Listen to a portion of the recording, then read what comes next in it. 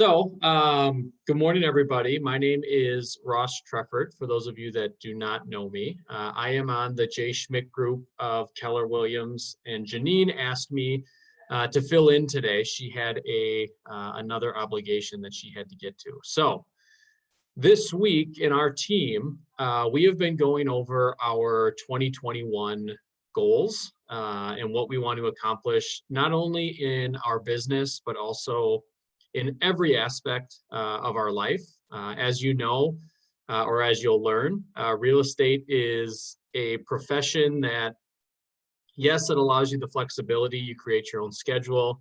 You can schedule your own meetings. You can do your own things. However, time can really get away from us. You can really get wrapped up in the hustle and bustle of, watching the MLS, keeping an eye out for your buyers, for your listings, just always thinking about real estate. It's just one of those things that, everybody talks about it. Everybody likes talking about it. So you find yourself just kind of always having it on your mind.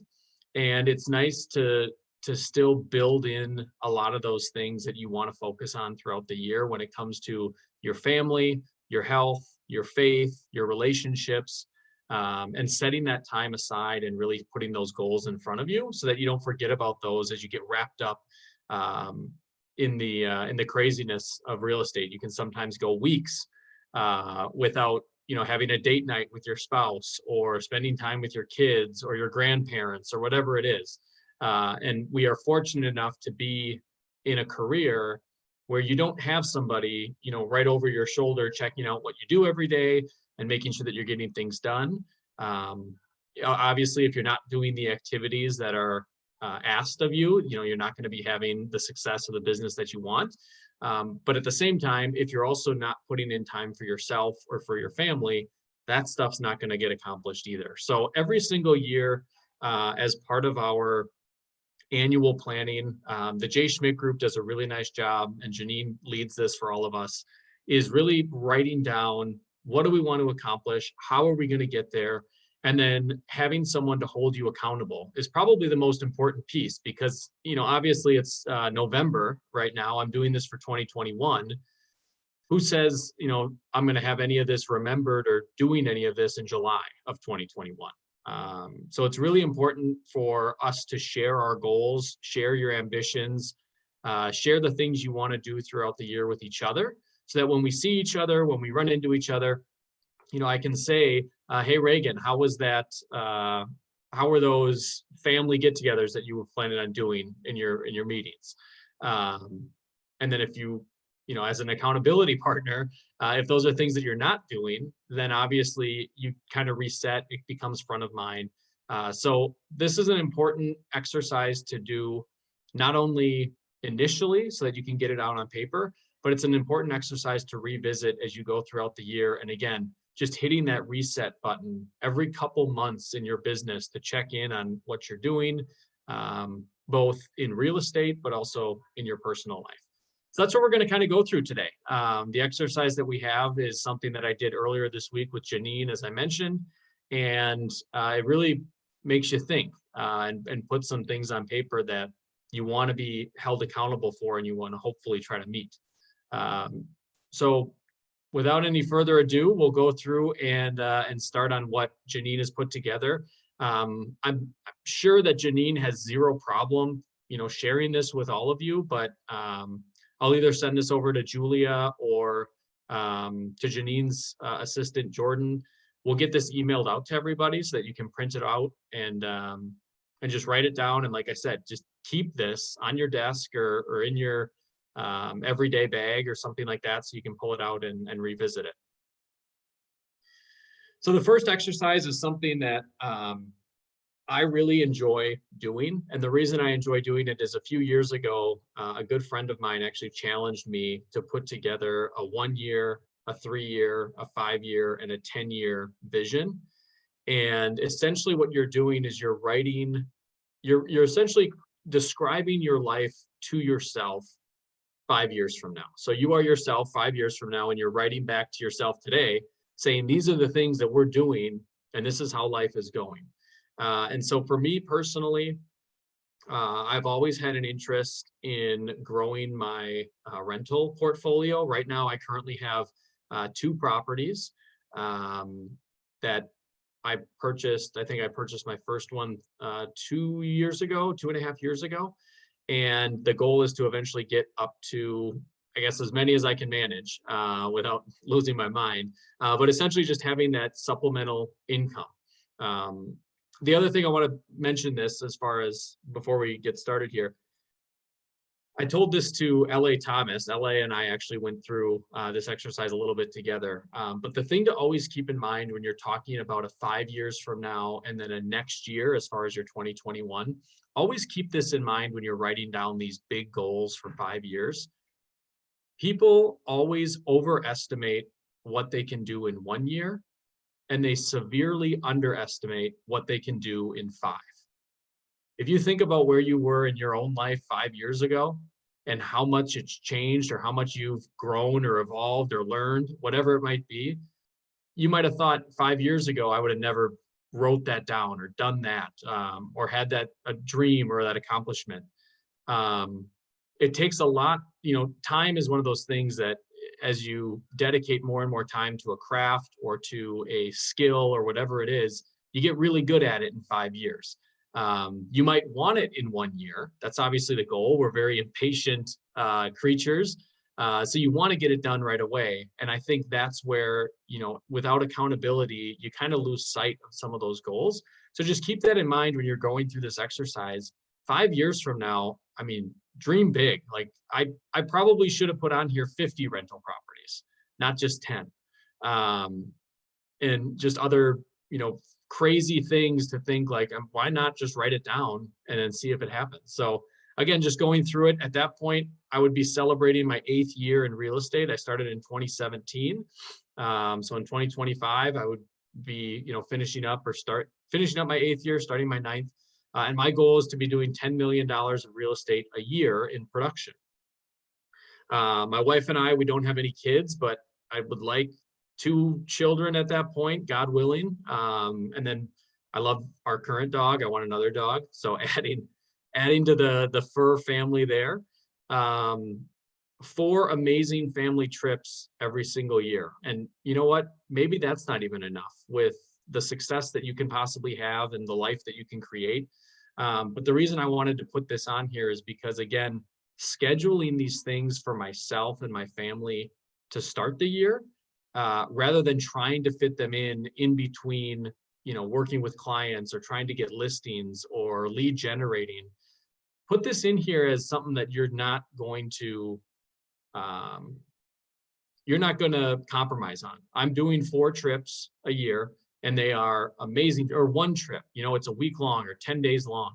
But schedule it on your calendar so that that's one of those things where as the event gets closer and closer in your calendar, you flip the next page of your planner and all of a sudden you're like, oh, we're taking a trip in a month. And maybe I need a couple more closings or I need a few more clients in order to take this trip and really enjoy it. As that time shortens, it's going to really increase your urgency and your accountability to yourself. So they always say, and I think Gary Keller says this too, he goes through his calendar at the beginning of every year and he pencils in his vacations or, his long weekends that he's going to take before anything else. That's his time. And then everything else falls into place as time allows. In 5 years from now, so my parents a few years ago bought a lake house on Lake Winnebago, but don't have a boat they have a pier that I take out every single year and I help put them in. And they refuse to buy a boat. I don't understand. So I might force their hand and just buy one myself. And then that way I can tell them if they can use it or not. Right. I'm just kidding. I'm forever indebted to them. So I'll let them use the boat whenever they want. Another aspect of, this goal planning and this 5-year from now plan, really, looking more at the volunteer side of things. Obviously, doing real estate is fantastic. It's exhilarating. It can take up a lot of your time, but it's also important to, at least for me, to kind of try to give back. That's one of those things that fulfills me personally, but then also allows me to give back to people that, need our help or need assistance. One of those other things too, I've been talking about this for at least a year, so it's a good thing to continue to write down, is organizing like a back to school supplies drive, like every August or September, trying to put together as many backpacks full of supplies and drop them off at a school for, underprivileged kids that don't have that stuff, and you don't want the teachers to have to go buy it for them. So just being able to, get the kids what they need in order to really enjoy a successful school year would be a lot of fun to, give that back to your community. With COVID-19 and the stay at home, it was a great excuse for me to no longer exercise as much as I did, which is not great. It doesn't make me feel good, at least. So getting back to exercising at least 5 times a week, and having that as part of my routine 5 years from now, I'm writing this back to myself. Ross, we're exercising 5 days a week. We're eating healthy. We're feeling great. Every morning we get up and we read. We reflect on what we're grateful for every single day, so that you can really start your day with a glass that's full and you feel good and you worked out, you look good. Just kind of getting yourself ready to take on every single day, and you're in control of it. And then another one personally for me and my family, my wife Carly is a nurse, and the way that their schedules are worked out is she essentially can work 2 12-hour shifts a week at the hospital that she's at and still get full benefits for her and their family, which, as you all know, in real estate, anytime you can have a spouse that has full benefits at their employer is a huge bonus. So I'd love for that to say Carly is, doing what she wants, if she wants to stay home with the kids or whatever it is. But selfishly, I think the 0.6 is kind of what we need in order to have those benefits. So like I said, this is just, I put it together in a bullet point format so that I can easily revisit it throughout the year, a year from now.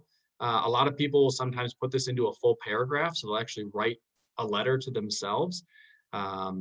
It's just a great way to, also revisit this maybe at the end of 2021, in November of 2021. I look back at this and say, how much of this am I doing? How much of this, what activities am I doing today that maybe I'm not volunteering at multiple events throughout the year, but I had volunteered at one, and I'm going to do it again next year. And maybe that'll allow me to get into another one the year after that. Or is it, I haven't volunteered at all, or I haven't put together any backpacks with school supplies for these kids for the 2021 school year. Ross, what are you doing? You put this on your 5-year plan and you're not doing any of these activities to get you there. Is it really going to happen? Then you can really reflect on yourself and say, is this something that I really wanted, or did I just write it down because it sounded good? Am I really dedicated to getting these things done? So I encourage you all, when we send out this packet, to have some fun with this. And like I said, go crazy. Say you're making $1 million a year and you live in Cabo or something. I don't know, whatever you want to do, just put it down in there, and you'd be shocked actually at the stuff that does come true. And then the next piece here is really that's just that 1-year plan. So this is, in 2021, where are those 4 areas of focus that you want to have personally? So the 2 that are filled in for you are your job or your career, and then money. Those 2 are already pre-filled. These other 2 are blank. So whatever it is that you want to do, spiritually, with your health or your fitness, with your family, your relationships, volunteering, you fill those in, and then you put together a few of, again, those bullet points that say, this is what I want to try to accomplish or have done next year that's going to help me get into that 5-year plan. So I don't mean to put any of you on the spot, but I want to make sure that we at least have some participation, because goal setting, accountability, it's a lot of fun. And it's an activity that if we have a lot of people involved here, we can all check in on each other and kind of be reminded of those things that we told someone we're going to be doing. Do any of you, or have any of you done these 5-year plans, maybe, a 1-year goal, and what sort of an experience have you had if you've accomplished some of those goals, or if you've fallen short, or the accountability aspect of it? Is anyone willing to share what they've done to help them get through these goal planning sessions? I can share. I did the, actually in the launch coaching, Amanda had us do something similar a few months ago. She had us do like a 411, and then I forget what the other one's called, a GPS. Yes. But I did my 411 for a 1 year, and I actually just I did it in October, and I decided every month I'm gonna actually just reassess that, and because that's annual goals. So to even keep assessing the year goal as the year goes by, because mine is just my first one that I did was way over ambitious. So I really related to what you said about how people think they can do much more in a year. It was way too much. So I literally chopped it in half between when I first did it with Amanda and to when I just kind of reassessed it recently. So can you share, Reagan, can you share some of those things that you put on the 411? Because the 411 is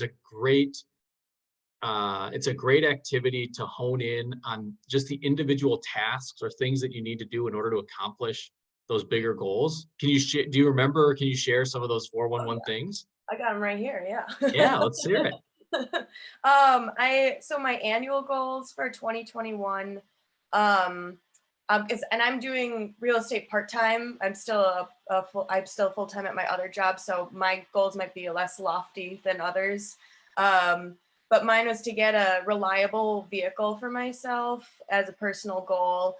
And then on the business side is just to close 16 transactions. And then this number is actually, I had make at least $20,000, and that number is wrong because Amanda and I did the math out, and if I did 16, it would actually be more than that, which I don't know where that.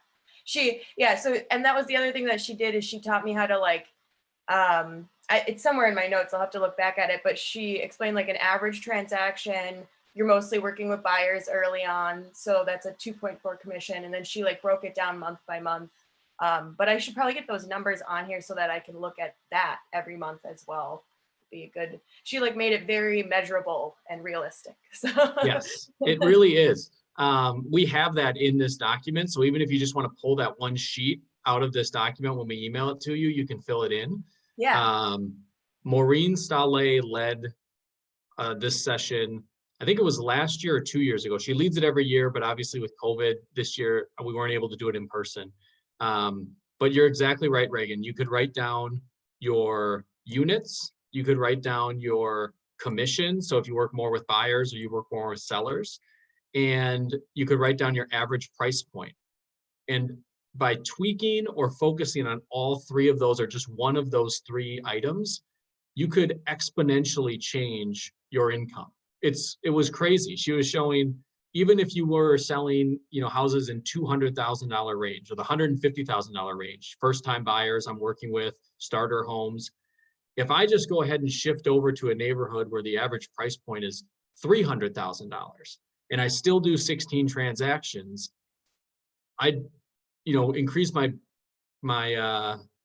income by almost 50%. So it's insane how, when you, like you said, you break down those numbers and you really look into it, you can get a lot accomplished. And I would say, Reagan, by you wanting to do 16 transactions while also working a full-time job, you will be doing a hell of a lot more than a lot of real estate agents in the Milwaukee area.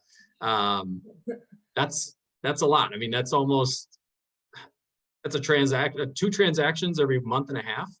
Yeah. Yeah.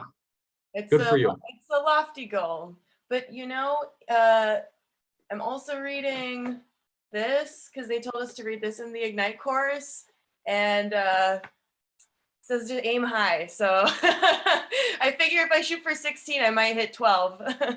Yes, you shoot for the moon, you land with the star. You end up with the stars. Isn't that the saying that they always say? That's awesome. So thank you for sharing that. I wrote them down. So now next time I see you, I'm gonna ask you, how'd you get here today, Reagan? How was the ride in? The bus. Does anybody else want to share? I'll put LA Thomas on the hot seat just because I can, because she's a team member of mine. LA, do you have any 1 year or 5 year things that you want to be held accountable for? Yes, I do. I can kind of go through my 5 year that I went through with you. I do want to have a couple of fourplex units. So I want to invest in, I'm brand new, so I haven't had any sales yet, but with my first couple of sales, I'd like to take that money and invest it into a property so I can have residual income coming in. Creating networking events. I know with COVID, everything is different, but as a new agent, like Ross mentioned, back to school, New Year events, Christmas, things that you can do to reach out to your clientele. Having my college debt paid off. Also having a reliable car like Reagan, an SUV specifically because of the weather. We're driving around 24/7. And becoming more body positive is a personal thing of mine.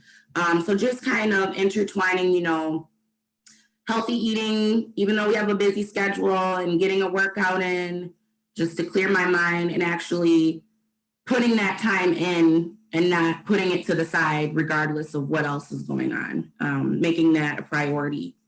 And then still being a part of the Jay Schmidt Group. So in 5 years, I hope to still be with the group. I know I will be, but that's just one of my my things that I'd like to have 5 years from now. And then for my goals, my areas of focus, I said between 5 and 6 million for my first to second year is where I'd like to be. I went through this with Janine Ross, and I said that I wanted to, let's see here. My 2021 unit goal is 36 units.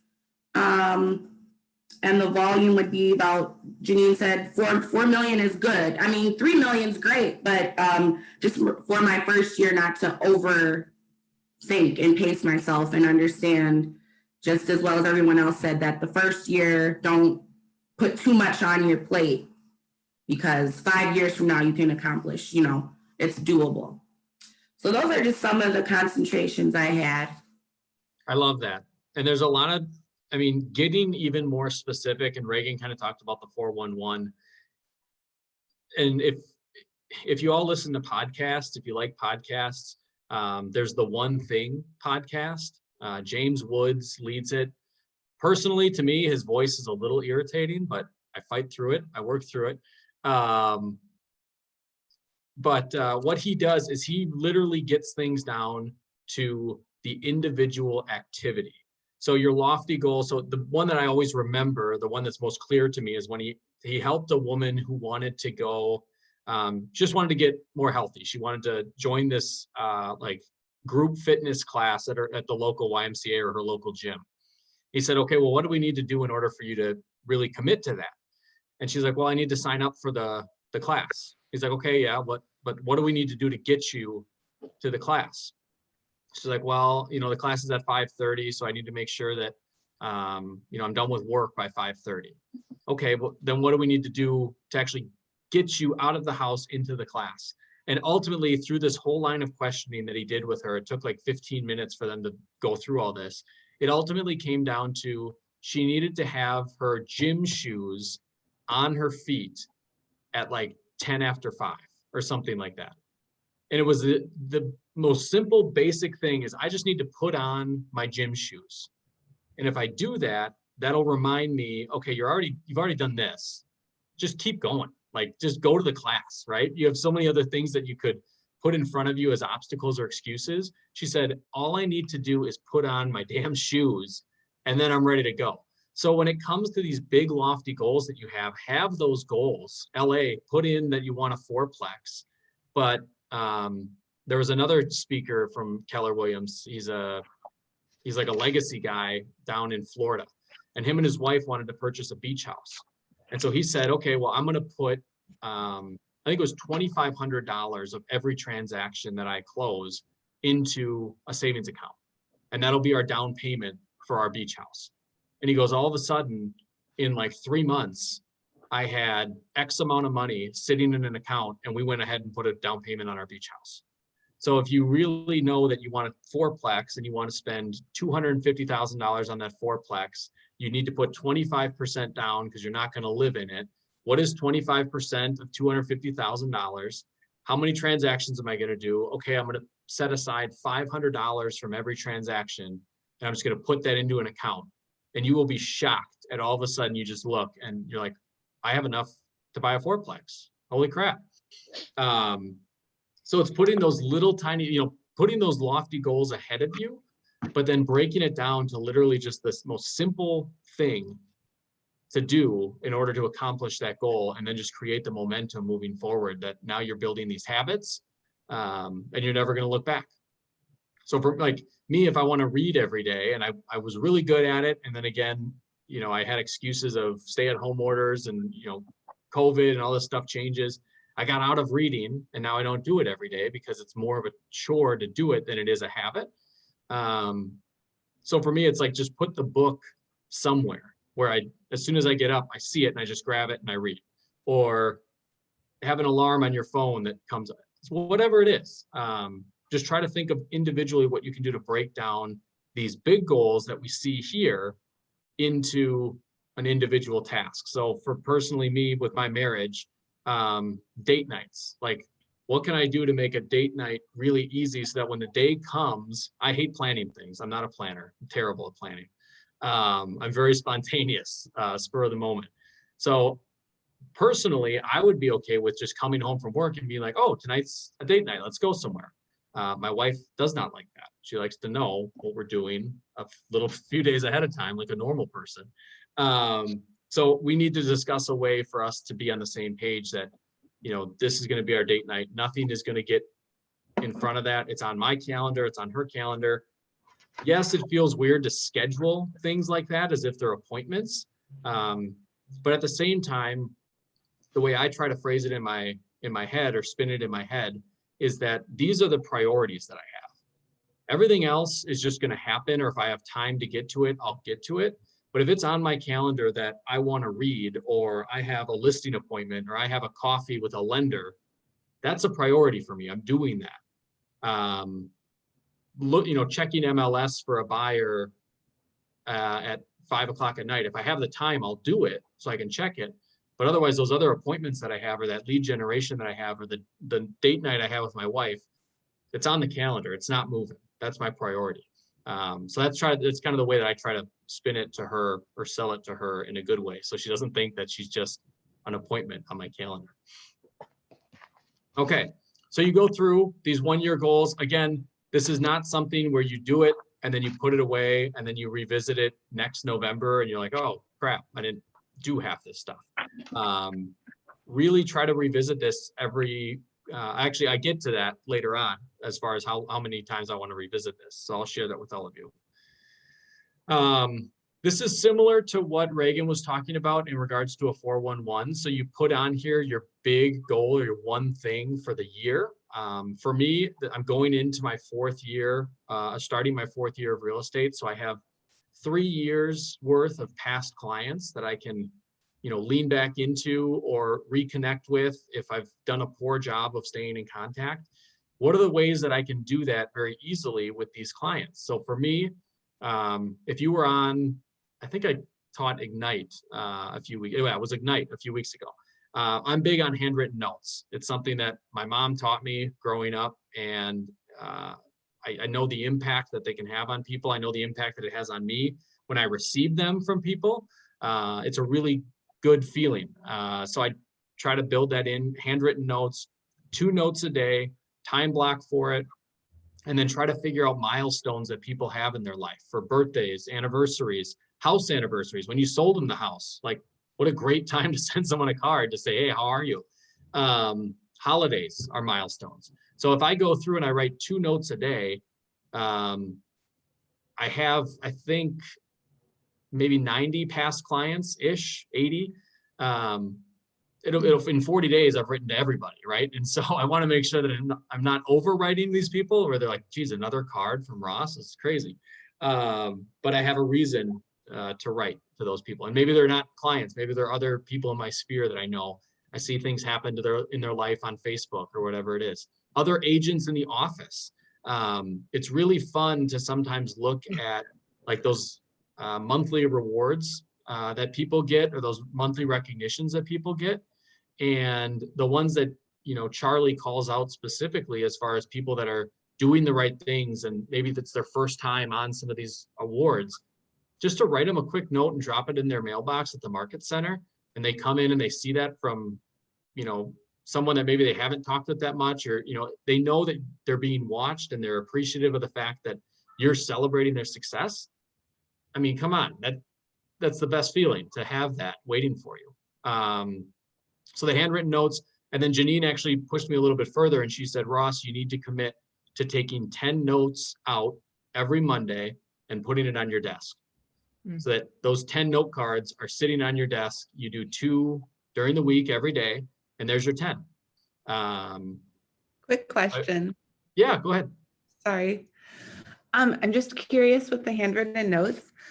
Do you guys have like your own Jay Schmidt Group personal stationery that you do those notes on, or do you just like get fun cards, or how do you approach that? Great question. Hold on one second. I just remember like I had a baby in April, and this girl who just started being a realtor sent me a note on a Shore West card, and I thought that's nice, but then I also thought I was being sold. So I just want to feel like there's like a delicate balance, and like because I already have done handwritten notes before being a realtor, and I just don't want people to have that same thought that I had when I got this card from this girl who I never talked to saying, congrats on your baby, with the big Shore West thing. And it, I don't know, it just, I was like, that was really nice, but I more thought the opposite. You're selling me. You know? Yeah. Yeah. So they don't have the card here, but Jay has his own stationery.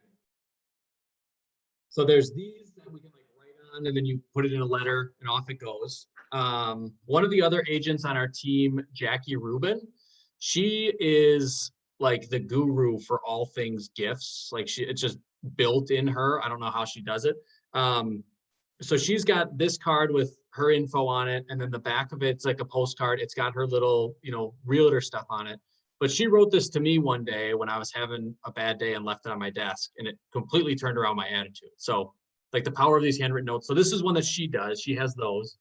Me personally, I just went to, I think this was TJ Maxx, and I got a box of like 30 different cards, 40 different cards, and there's like 8 different styles in here.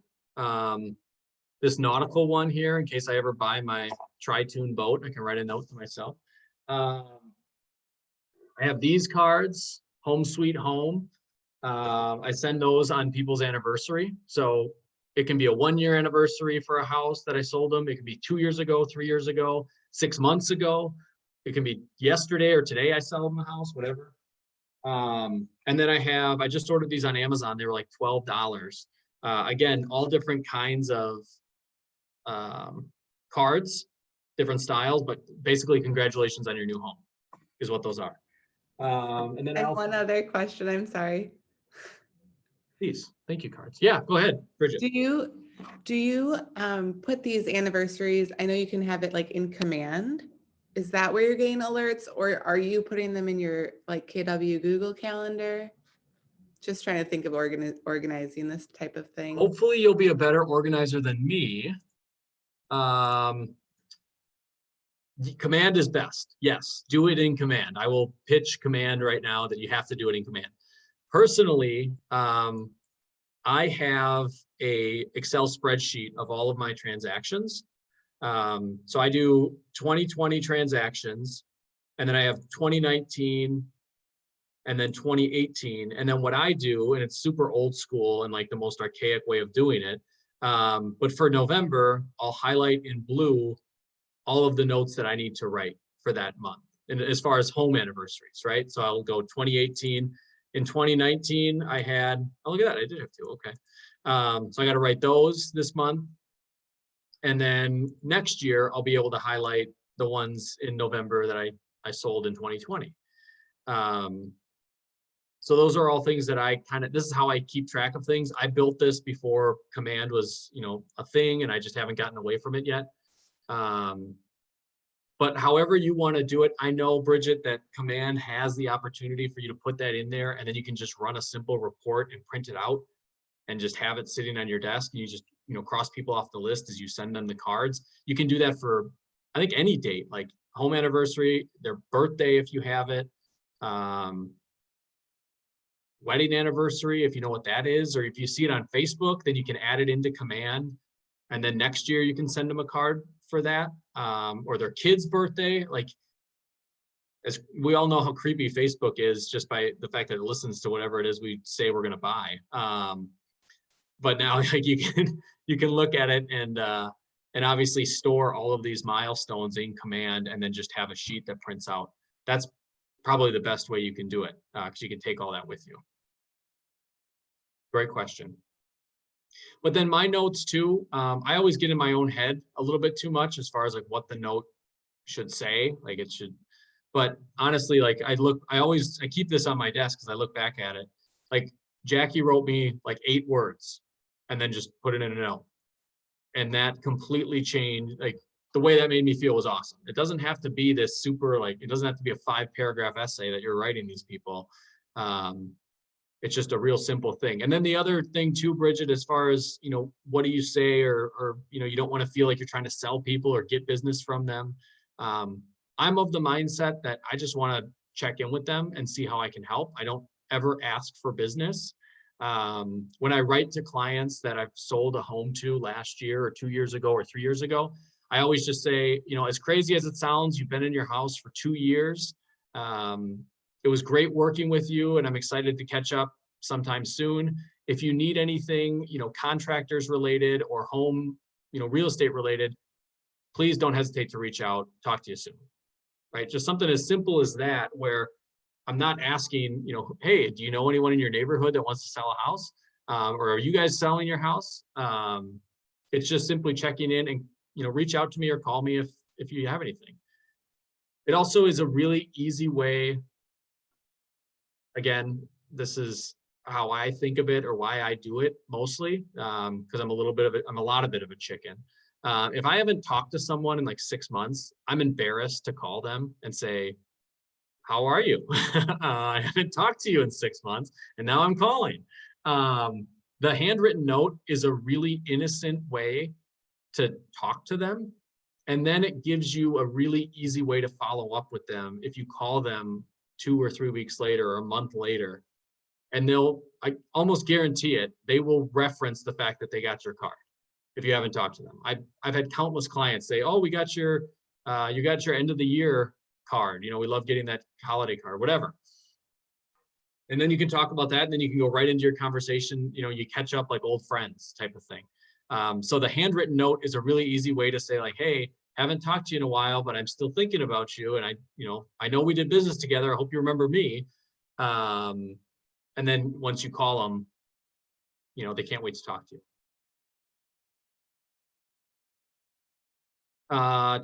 Okay, so priority number 2, as far as focusing on my past clients, selfishly, this is a great way to try to drum up listings, or start the conversation of, have you considered selling your house, is a refinance conversation. And it's going to help you in 2 ways. One is, if they are interested in refinancing, you better have a lender recommendation in your back pocket to give them someone that they can talk to. Either it's the lender that they worked with the first time, or it's someone that you have a really good relationship with now, that as soon as you get off the phone with them, or as soon as they send you a text message back or whatever that says, wow, didn't realize that our house may be worth that much, we should probably consider refinancing. Great, let me have you call so-and-so over at this lender, or they'll reach out to you. Now they're refinancing, so they're saving money. The lender has a new client, and you better bet that that lender is going to think of you next time they get a referral, or you would hope, at least, right? If you have that good of a relationship with someone, the lender is now sending you buyers. Or I've had this happen too. A lender will call me and say, hey, Ross, your past client, we just refinanced, but dude, they're going to sell. Like, we talked about selling their house. Perfect. Thank you for letting me know. I'll reach out to them. We'll talk about it. So sometimes those refinance conversations that a lender has with your past clients, it's an easy way for lead generation without you actually lead generating. So a way I can do this is sending them CMAs so that they can easily, find out what's selling around them. One of the things I try to do whenever I can is, if you have this type of a memory, it's awesome. I'm still working on it all the time because sometimes I forget, but I always check the new listings and the delayed listings in the 5-county area. So Milwaukee, Ozaukee, Washington, Waukesha, and Racine County. I check all the listings every single day on those. And if I see a house, like if I recognize a street name, I'm like, oh, I sold a house on that street, or I helped someone buy a house on that street or in that area. It just happened the other day. There was a house on Locust Avenue in Wauwatosa over by like that Mayfair collection or whatever. Literally like 5 houses down, a past client's neighbor is selling their house. And so I just sent them an email with the link in it. And I was like, you're getting new neighbors. And then it was an easy way to connect with them. So they see your face. They know that you remember what house you sold them. They get to know what's going on in their own neighborhood. And they'll sometimes, it'll be funny, they'll open that up and they'll be like, they're selling that house for that much? Are they crazy? And then you can follow up and say, hey, they got an offer in 2 days on that house. Like, are you crazy? Like, are you serious? I never thought you could get that. Well, let's talk about maybe selling your house if you can make that much money. It's just, those are the activities that they talk about when they say lead generate, or do, like, that's lead generating. As easy as that is, that's a fun conversation to have with people. It's not calling people blind and saying, hey, I'm a real estate agent. Do you know anyone that wants to buy or sell? This is like interactive, fun, engaging conversations with people. And then from there, I guess, you could talk about, and I need to get better at this, referrals, getting referrals from past clients that you've worked with. I'm not someone that does a hard sell as far as, there's a lot of agents out there and they're great at it. I'm not knocking it. It's just not something that I do. But they always tell some of their clients, they're like, at the beginning of the process, here's what we're going to go through. And just so you know, when we do find you the house, when we close on it, I need to kind of fill your place with a new buyer. So throughout the process, keep in mind, if you hear anybody talking about buying a house or whatever it might be, I just ask that you keep me in mind and, refer me to that person when we're done. That's one way of getting referrals. Mine, and it's actually worked a few times, is I've gotten referrals from my social media presence. And it's not necessarily when I post that I got a sold, I helped a buyer close on a house, or I helped the listing get a, sale. It's sometimes the crazy things that you're going to see as you show houses or that you do real estate that a lot of people engage with. So if you're in a house, I'll never forget this one. We went down into a basement of a house, and you open this half bathroom, like door into the half bath, and there were 2 toilets right next to each other. And so I took a picture of the 2 toilets right next to each other, and I posted it on my Facebook. And it's just, people love to see what's in houses, like what weird things. There's a weird toilet paper. A lot of this stuff is around bathrooms. I don't know why. A weird toilet paper holder, or just interesting things that you come across when you're in a house. You just take a picture of it. Maybe someone has a really funny painting on their wall or whatever it is. Next week, if Janine is hosting productivity, again, another bathroom thing. Again, I don't know, it's a weird thing. I just notice all this stuff. Ask Janine what painting is hanging above her toilet in her bathroom. It's just one of those, if you ever go to her house and you see it, but she'll tell you what it is. It's a conversation piece for sure. But those are some of the things you're going to come across as you're doing showings. Snap a quick picture of it and make it fun with your clients. Be like, oh my God, I have to take a picture of this. Snap a photo, and then when you're done with that showing later that night or the next day or whatever, post it on Facebook and just say, the things you see when you're showing houses or whatever. You'll be blown away by the amount of engagement you get with that. And then people see that you're in real estate, you're showing people houses, you're doing all this stuff, but you're not necessarily just like cramming down their throat. I sold this house and we got an accepted offer here. Like, sprinkle that in, yes, but have fun with it as you go through. So that's one of the priorities that I have for 2021 in order to hopefully get referrals from clients and people that watch my page to engage with me and say, hey, so-and-so mentioned that at my work mentioned that they were going to be looking for a house. You should call them. Great. And then this is something I need to get right away as a reward system. And the most important aspect of this reward system is rewarding the referral source for the behavior. Not necessarily if you actually met with the person or if you're helping them buy a house or you closed on a house. You want to reward them for the behavior of just giving you the opportunity to talk to that person. So a simple thing might be like a gas card or a Target card or an Amazon card. And it can be $10, it can be $25, whatever it is. And then a handwritten note, thank you so much for referring me to so-and-so. I look forward to, working with them. You're rewarding the behavior of them sharing it, not necessarily, oh, Ross only sends me something when he closes on the transaction. You know what I mean? Jay used to do something, I think he got away from it because he realized that people have peanut allergies or nut allergies. But he would send them giant bags of peanut M&Ms, like the big Costco bags of peanut M&Ms. And his note would say, thanks for having a big mouth, for his referral stuff. So he would send that to people. And I remember, because the reason I remember that he stopped doing it is because I remember I gave him a referral. And I was like, Jay, where the hell is my peanut bag? He goes, oh, I had to stop doing that. But you can have fun with it, like, thank you for having a big mouth. How great is that? And then you give them candy or, food or something. I don't know. I thought that was funny. Okay.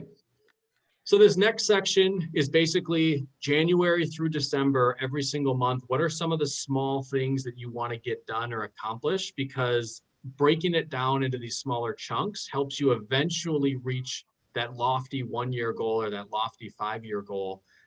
So me here, I don't have everything filled out as much as I should. I was going through this and I just struggled with this aspect of it because, again, it's easy for me to put down what I want in a year, but then, okay, Ross, if you want to do that in 1 year, what are the things you're going to do throughout the year to make sure you accomplish that goal?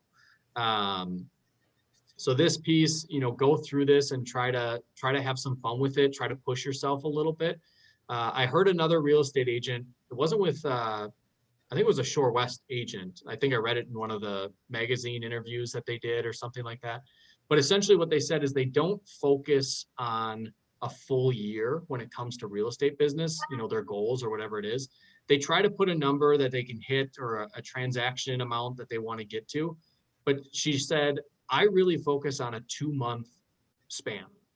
What do I want to get done in 2 months? How many people do I want to have conversations with? How many buyers do I want to be working with? How many listings do I want to have in 2 months? Because as you know, real estate is an incredibly cyclical business. You can have a crazy 1 month, but if you didn't do any activities the month or two before that, all of a sudden the 2 months following are going to be very slim. So she looks at her business in I think it was 2-month chunks. She looks at it. How many transactions do I want to have closed in those 2 months? And then she just kind of resets. It's constantly resetting for her. No way. So yeah, personally, you can see here that I put some of these things into my, what am I getting done in those individual months in order to help achieve my goals. And then July, December is the kind of the same thing. So you'll notice very easy for me was putting in my own vacations and my own things that I want to get done. But at the same time, if that's a real priority for me in order to make sure that I'm happy, mentally, physically, emotionally, I'm happy. My relationship with the people that I care about is in a good place. My friends, my wife, my family. I need to put these things on the calendar because without that happiness, I don't think any amount of success in real estate is going to make me feel good, right? It'll help. Obviously having success in real estate is great. It's awesome. But if you don't have that other stuff or you haven't focused on any of it, do you burn out fast? Do you have people that are, resenting you for having success because you don't do anything but that? So those are just some things to kind of consider as you go through and do this, chunking it down into individuals. Okay, so I'll stop here real quick just to check in with everybody. We're going to go through like the numbers aspect of it, kind of the breakdown. Reagan was talking about this, that she did this activity with Mandy and Ignite. Do you all have any questions, or do you have anything that you want to throw out to the group in terms of some of your goals or some of the things you want to be held accountable for throughout this year? Hopefully this is helpful, that you guys are, learning some of these things and getting access to this. But I'd love to hear some of the stuff that you're working towards, or ideas that you've had as we talk about this. Well, I'm still new to this, so like second meeting, but I wanted to do at least like 12 sales within 2021. So on an average, one per month, seeing I'm going to be transitioning into real estate. But I mean, again, it could be a loftier goal, but at the same time, I think it can be achieved. And yeah, that's just an initial goal that I've had so far. That's awesome. So then when you do this activity, the thing you can do is for every single one of these months, you can put one closed transaction. And I think the important piece to add to this is not only one closed transaction in every single one of these, but put in here that you have 2 buyers that you're working with, or actively showing homes to 1 buyer, because then you're refilling for the next month. You're going to close a transaction. Awesome. And then you say next month you're going to be closing a transaction, but what transaction are you closing, right? So you want to make sure that in January or February or March, I'm closing 1 transaction, but I'm also working with 3 or 4 other people, because that's going to guarantee that I continue to keep those closings as I move forward. Because I did it. Everybody does it. It doesn't matter how long you've probably been in the business. Maybe Jay gets away from this a little bit. But you get that 1 person under contract, and that's your main focus. Like you're just focused on getting that person from contract to close. You don't lead generate, you don't talk to anybody else. You're so focused in on that 1 closing, and then it closes and you realize, okay, well, from start to finish with that 1 person was 3 months. So now if I start with someone today, I might not get paid for another 3 months. The commission was great, but it would be great if I could get 1 of those every month rather than 1 of those every 3 months, right? So putting that goal in there, Grady, to say, I'm going to close a transaction every month, but I'm also going to be actively showing another buyer a home every single month. All right. Sounds good. Thank you. Of course. That's awesome. And I'm going to check in with you in a few months to see how many transactions you got. Okay, so 2021 goals. One of my focuses for this year, or next year, I should say, is to really go towards more of the listing side of the business. Right now, it's probably 60-40 on average, 60% buyer, 40% seller. You quickly start to realize, I mean, it doesn't really matter. Some buyers are really easy, some buyers are really hard. Some sellers are really easy, some sellers are really hard. So they make you want to gravitate from one way to another. You're like, I'm never working with buyers again. I'm only going to try to work with listings, or vice versa. But in here, I really want to try to put more listings under contract than I do buyers. If you're reading the Millionaire Real Estate Agent, like Reagan is, if you focus on the listings, typically you're going to get, listings have babies, is what everybody always says. So if you're having a listing and someone calls you off the sign, or someone engages with you from your social media campaign that you're putting together to sell that listing, or a neighbor notices that, you sold that house, we've thought about selling, I've had that happen. Whatever it is you're doing with that listing to market that listing, you might have 1 or 2 other people that are going to be selling their home, or if they're selling, they're also a buyer, and then they have another, or a buyer comes in unrepresented on your listing. You can see how this would snowball to the point of, if I just concentrate on 18 sellers, that would mean that if I have 18 sellers, 8 of them, just in this alone, 8 of them are not then buying a house. they're moving to Florida, or it was an estate and someone passed away, so they're obviously not going to be buying another house. You're just selling that one. Or they already have a place that they've bought, or they're moving up north, or whatever it is. I'm now trying to work with 18 sellers. 8 of them are not buying another house, which, as we all know, is probably rare, right? If you have 18 sellers, you would kind of assume that you're going to have 18 buyers. So that unit goal might go up, but I'm just focusing on those listings to hopefully get those sold and do a little bit more time management when it comes to that. So my breakdown on that is, if I wanted to do $10.2 million in 2021, the way I got to that number was I just recently put under contract my biggest buyer purchase I've done in my entire career. And it was just under 1.2 million, and it closes in February. So I don't want to necessarily count that. My original goal was going to be 9 million, because I did 8 last year was my goal, 9 million this year. So I said, don't count that 1.2 towards your 9 million, add it on top. So now you are going to try to, not only you're trying to do 9, you got to do 1.2. Because if I would have just set it at 9, 1.2, then I only have to do what, 7.8. That's I mean, I've done that before. So I wanted to push myself and say, don't count that 1.2 towards your $9 million goal. And so if I break it down, just dividing it by 28 transactions, I've got to do just over 3.5 million in buyers, 6.5 million in listings. You can then divide that by that number to give you an average price point. I can't remember if I did that or not here. I didn't. But you can very quickly see, if I were to just bring this up. So if I want to do 657 million, and I want to do it for 18 listings, I've got to focus on listings that are about $365,000. And you can do this activity with any number that you want as far as your average price point. But that tells me that my area of focus when it comes to lead generating is not necessarily that first time home that people bought a few years ago and now they're selling. It's maybe those neighborhoods that have newer construction or larger homes. Those are the areas I want to focus on and sell those houses and go from there. So it's all about breaking down those numbers that you can really see it. And then I can tell myself, Ross, why are you spending time marketing to $250,000 homes or $250,000 neighborhoods? Not that I'm not going to take a listing there or try to get business there.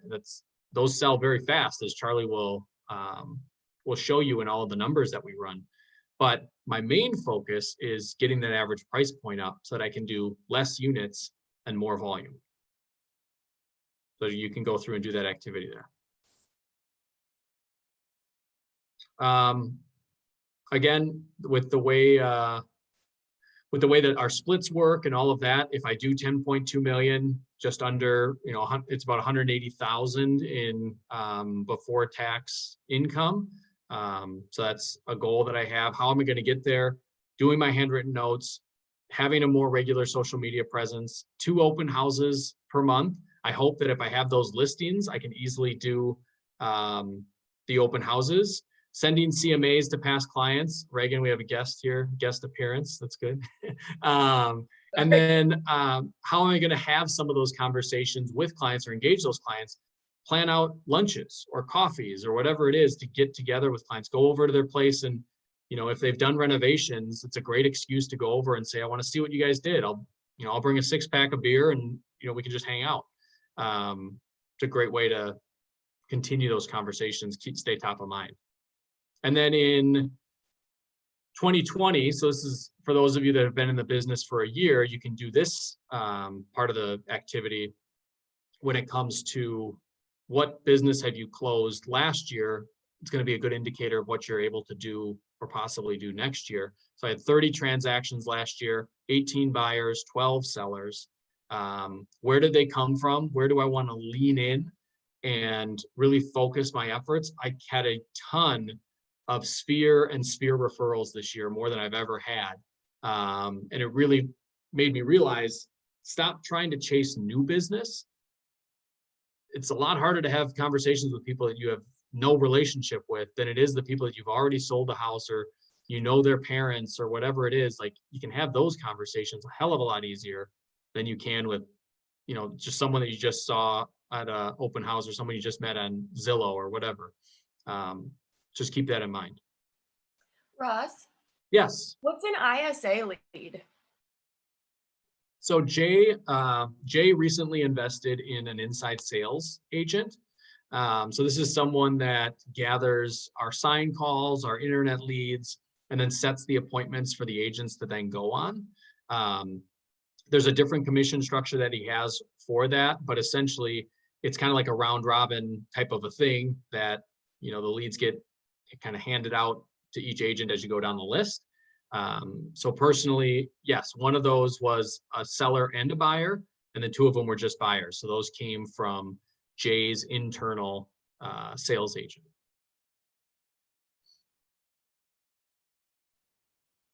And then this is kind of that accountability aspect. So this is where Janine, and she does a great job at this. If you can share this with someone, share it with your spouse, share it with another agent, share it with Mandy or Charlie. They love being part of people's success. What are the things that you're going to do in 2021 to reach the goals that we just talked about in the first few pages? I need to create better reading habits. I need to spend more hours in the office, and I need to work on command. Bridget, to your point, it would be a heck of a lot easier for me to be able to pull these reports rather than update an Excel spreadsheet. With what Jen Turner announced at the team meeting on Tuesday, as far as tracking your commissions and your cap and all of that in command, I don't want to put that in a spreadsheet. Command does all of it for you. So I need to dedicate more time to command. Charlie mentioned it too in Tuesday's meeting. The one word for 2021 that he had was automate. That's what command is going to do for us. So if I want to automate my business so that I can focus on other things, I need to get better at command. And I only have myself to blame if I don't do it. And then again, more consistent note writing and social media posts. Growth items that I need to do in 2021. I want to do more than 50% of my business in listings. For those of you that have an opportunity to watch this agent, I'm pretty sure he'll come back and talk to us again, but he's got a great relationship with us. His name is Harrison Beecher out of the Washington, D.C. area. He's got an incredible team. Him and his team started a donation plan for their commissions. So when they do a listing appointment or a buyer agency appointment, one of the aspects of that appointment is they have a document that they've printed out that says that we donate 1% of our commission to a charity of your choice, or not really of your choice. They have 3 or 4 on like a sheet that they tell people you can pick from these 4 charities, and we'll make a charitable donation in your name. And it's 1% of our commission. Some people are like blown away by that, you know, it's just another reason for someone to work with you is that you do a donation. And he kind of joked with it, and he goes, you know, 1% of a commission, giving away 1% of your income. Some people are like, wow, it's not a huge amount of money, but it's a decent amount, right? And he asked the group, he's like, what is 1% of a $10,000 commission? $100. He goes, it's nothing. It's $100 that you're giving out of a $10,000 commission. But the way that you present it is, I give 1% of our commission in your name to a charitable donation. People connect with that. You see companies like Subaru does that. If you go on a test drive, they make a $20 donation to like Habitat for Humanity or one of those organizations. They have those campaigns they run all the time. If you buy a car from Subaru, they're making quite a bit more than that, but they offer that as kind of an incentive to get you to work with them, to come in, make people, you know, attached to you moving forward. And then again, increasing the average sale price on my listings. So I need to make sure that I'm focusing on those areas that have higher price listings in order to do the amount of units and the volume that I want to. If you have an increase in productivity / volume plan for 2021, what will you do different than you did in 2020? I need to have more conversations with my past clients. Now, it helps that I've got more clients to talk to because I had closings in 2020 that I didn't have obviously in 2019. So I have more clients that I can talk to. and have conversations with. Being very real with yourself, being very honest with yourself. What are obstacles that you have in attaining these goals? And the way that Janine sets it up is she says, what are the things that you didn't do in 2020 that didn't let you get what you wanted to do in 2020, And I put in there very simply, I had a lot of business happen to me versus doing the activities to lead generate. Now, I'm very grateful and I'm super fortunate to have that I was, thought of in certain spheres of people. But for the most part, like, I didn't actively get after this business. And I think to myself, what more could I have done if I would have gotten this plus, the gifts of me actually doing that. Personal debt, my wife already knows this, obviously. I had a bad flip. I was flipping houses a few years or 2 years ago. Had 5 or 6 that went fantastic and 1 that went horribly wrong for a variety of reasons, contractors, lenders, partners, all of it. And it broke us pretty good, unfortunately. So I had to deal with that burden of, I was successful and I was riding high for a long time. And then this hit, and it's a super big dose of reality. Mentally, it took me down. Physically, you don't want to really go to work or do some of those activities because you're looking at this, giant problem that you created. But you just got to push through. And this year I had my best year in real estate that I had. I have lofty goals for next year. We're back out of everything that I had created for myself and my family last year. So it's one of those things that, yeah, it was a big issue, but the only one that was going to solve it was me. I created it. I got to solve it. So that was one of the obstacles that I had, is I had to focus on that rather than trying to do some of those other things. And then I mentioned this to you all earlier when the stay-at-home orders started. It was very easy to just throw your routines out the window, just be in sweatpants all day and hang out. Getting back in the office safely, doing all those activities that I could do while at home, handwritten notes I could have done. I could have kept reading. I could have kept exercising at home. I just created all these excuses that said, now that I can't go out, I can't do these things. You just got to rethink how you do it. And who knows, that might be more efficient or better than the way you were doing it before. Use it as a way to kind of come out of this stay-at-home order better than you were before. Don't look at just the things that are the problems. Think about the ways that it could really improve your life or make it better. Spending more time with family, having more time to cook at home versus eating on the run. You get healthier, whatever it is.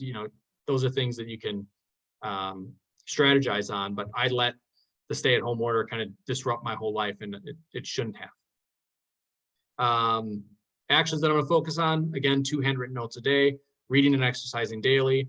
And then this is what I talked about when I mentioned revisiting your goals. So I thought back on the 2-month increments, or every quarter. It's very common for people to revisit their goals every quarter. And I thought, what can I do a little differently than just that quarterly review? If I do it every 10 weeks, there's 52 weeks in a year. That gives me 5 times to review my goal rather than 4 every quarter. So I get 1 more chance to review my goals and hit the reset button if I have to, or change a behavior. If I'm at review number 3, I know I have 2 more reviews ahead of me to still hit those goals, so I can alter my roadmap. If I'm at review number 3 and I only have 1 more left as far as a quarter, well, do I have enough time? Shoot, I don't know if I have enough time to change that behavior. So I put in there, I want to revisit my goals every 10 weeks to give me 5 times a year versus just every quarter, which would give you 4. And then Janine asks, what can we as the Jay Schmidt Group, as Jay and Janine and other team members around, what can we do to help you if you do fall behind your goal?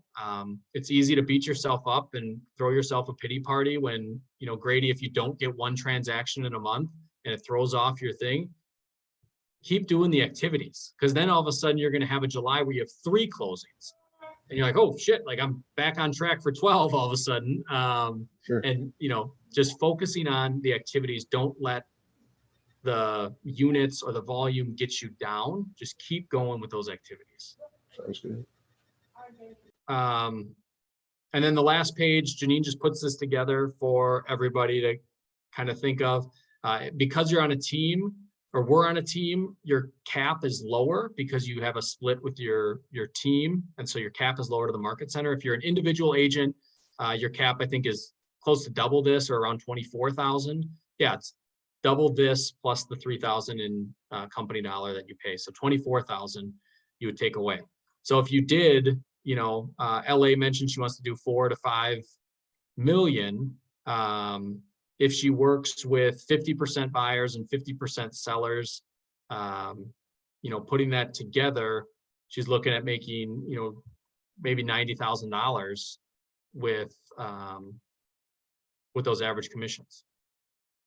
And this was all based off of our average sale price last year, which I think was somewhere just north of 300 was our average sale price, or 400 roughly. So that's the way that the JSG group kind of looks at this. But yeah, so it's a lot of work, but it's fun. It's a fun activity to go through. And again, really push yourself, be honest with yourself and these goals. And if you're going to write something down, don't just write it down because it looks good or it feels good to do it. Write it down because you have every intention on doing it. And even if you don't necessarily hit it, as Reagan mentioned, maybe I'm not going to get there, but if I do 12 transactions while working full time, then I know I can do at least 12. And then next year you can say, all right, well, I know I can do 12. It was hard work, but I did it. I'm going to push myself. I'm going to do those 16 or those 18 that I talked about. Hold yourself accountable. So don't set the goals so loftily that you disappoint yourself if you don't hit them. Get them to a point where you can easily break them down into a monthly goal, a weekly goal, a daily goal, a split-second task that you have to get done. For me, I have to put 10 note cards on my desk. If I just do that, then I'm going to know that I have to write 2 a day. I have to send them out. I get them to the people that I want to send cards to. Hopefully that permeates into new business. And all I had to do was start by putting 10 note cards on my desk. That's it. Okay. So that's all I got for you guys so far today. I want to thank you for your participation and your attention as we went through this. I know it's not easy to sit through some of these Zoom calls that are a little longer. I hope it was engaging enough. Any questions that you all have for me, or anything you might be struggling with, or tips that you want for creating some of these goals, I'll stick around for another 10 minutes, 15 minutes. So please feel free to stay on and ask questions or share your goals with me. Otherwise, I'll give you all a little bit of gift of time back if you want to use that. And then, like I said, we'll have this sent out so that you all get a copy of this so you can go through this activity yourself. Ross, I have a question. Oh, Neha, you can go. Oh, thank you. So Ross, quick question. I'm like Grady, I'm a brand new agent, spanking new, like just getting out there. And I have some experience in real estate in terms of my husband and I have also done some remodels. So I have that knowledge on the house front, but this is different in the sense that lead generation is a completely different beast in and of itself, because you've got to get your name out there. So I just wanted to ask, as a brand new agent, and I know sphere of influence is the biggest way to kind of let people know, hey, I'm an agent. But if I were to pick 1 or 2 marketing techniques to start out with as a brand new agent, what would be something that you would feel would be worth me doing? I mean, everything's worth me doing, but what are some of the strongest marketing techniques to use as a new agent to get your name out there? So the biggest thing that I would tell you to do is, because first off, you're not brand new agent. None of you are new agents. Don't say that anymore, because you put that in your head, and then you think that forever. You lose confidence. So you're not a new agent. You're a real estate agent. You're a realtor, and you have experience too. Like you've done this, and I had the same thing. As I was brand new, I put that in my own head. But I had flipped houses. I owned 1 rental property before, so I had real estate experience. So you're not a new agent. You have experience. You know what you're doing. But when it comes to starting out, the way that Gary Keller always preaches this, and it's a good way to put it into your mindset, is you haven't made any money yet, right? So don't go out and spend money that you haven't made yet. So when it comes to things like marketing, like don't spend money on a bunch of mailers or flyers or events or whatever. Like don't spend money on that because you haven't made the money yet. Don't start this business in debt. Think about the things where you have a lot more time right now than you do the commissions that you've earned.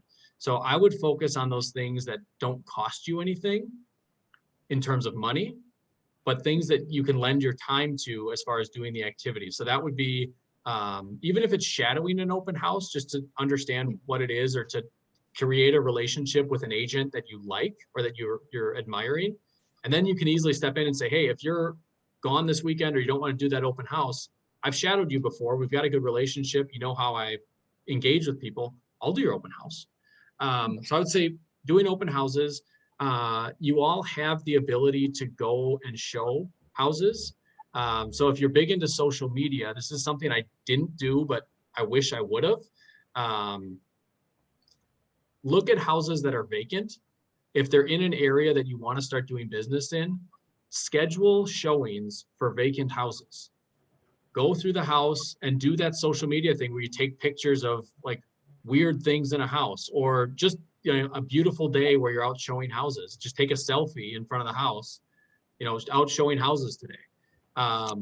That doesn't cost any money. It doesn't disrupt anybody's schedule because there's no one that's living in that house. It's vacant. So your showing's instantly confirmed. You can go whenever you want. You can give feedback to that agent about the showing. You know, if you think it was priced right, or, you know, I noticed that, I'll give you an example. I went through a vacant house once with somebody, and when you open the kitchen cabinets, it was a reno. They did a full flip. And I'm very critical of those when I go through because I've done them. So I know the cheap way to do it. And I know the right way to do them. When you open up the cabinets in the kitchen, the drawers in the cabinets, the pulls that they used were so big, or they stuck out so much, that you couldn't open either drawer on the cabinet. So that whole corner was useless because you had those stupid pulls there that couldn't let you open a door. So you can do stuff where if you notice those things in a house, you can reach out to that listing agent and say, hey, just so you know, like it's a good house, it's a nice remodel, but those kitchen handles, like you got to change those. Now you're building that rapport with that agent. But at the same time, your goal should be, I'm touring vacant homes so that I can put on my social media that I'm out there doing real estate activities. I'm looking at houses, I see cool things. You're learning about the different architecture of houses, the layouts of houses, what different basements smell like, you know, a wet basement, a dry basement, all that stuff you're learning about. So I would say that's a good one. When I started, I had the privilege of being able to door knock. I door knocked expired listings. That was how I actually got my first listing in Franklin. I door knocked. Now, obviously, with today's environment, you probably can't door knock, but different ways of just getting out in front of people. I think social media is probably the easiest thing to leverage nowadays. You can, you know, boost posts, or sending like neighborhood CMAs to people. So yeah, I would say do open houses with other agents if you can. Schedule showings on vacant houses, or maybe houses that have been on the market for a long time. Schedule showings on those so that you can take some of those pictures and market yourself as an agent, doing the activities of an agent. And what was the other thing I was going to mention? Start building your book of contractors and lenders and insurance agents. Get out there. That starts you building your calendar of, I'm getting coffee, or I'm having a Zoom meeting with this lender or this insurance agent, or I'm talking to this roofer or this drywall person, this plumber, electrician, a fence person. I want to figure out, you know, if a buyer asks me, oh, we love this house, but we want to put up a fence, I don't know how much that's going to be. And you can tell them right there, be like, well, you know, don't quote me on this, but in talking with the fence person that I work with, he says it's roughly about $7 a linear foot on a fence. or something. I just made that up, by the way, don't quote me on that.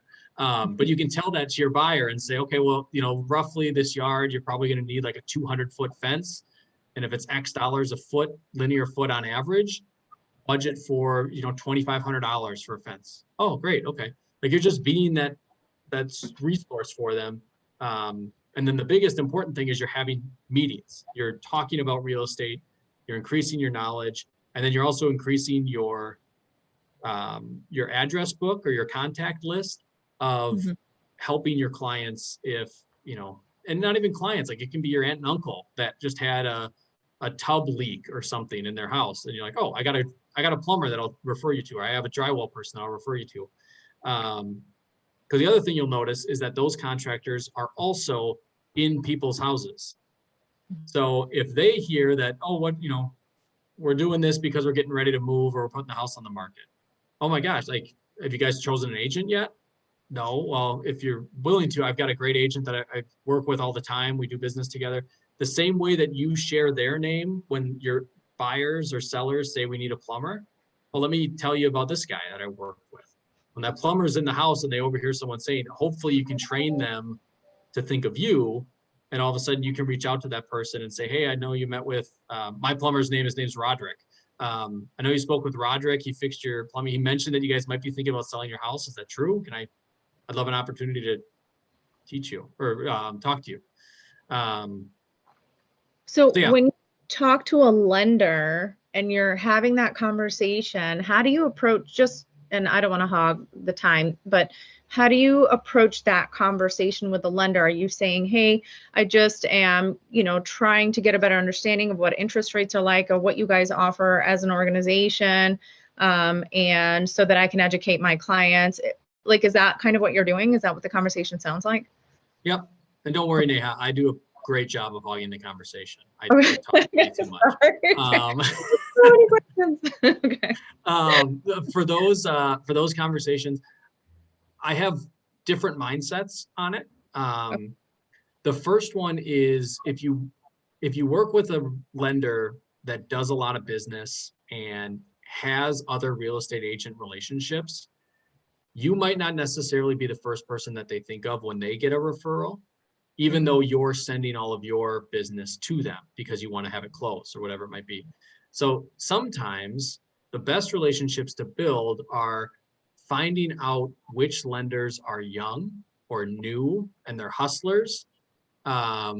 Because as you're building your business, they're building theirs right alongside you. And if you help each other, that's your relationship now, versus a lender that's been doing it for 25 years and they have their go-to real estate agents because they can refer their referrals to them and they know that agent's going to close that business, right? So they're going to get paid. So I would say when you reach out to someone, maybe you go to a smaller lender, like a Fairway Mortgage or a Waterstone Bank, even like a credit union, and just call up the lending manager, the mortgage lender, be like, hey, I'm a real estate agent with Keller Williams in Milwaukee. I recently got my license. I want to start building connections. Who in your office is kind of a newer mortgage lender that I can maybe partner with and we can build each other's business together? How great as a manager to get that call to say, all right, I got this new guy that just started. I don't know how they're going to do.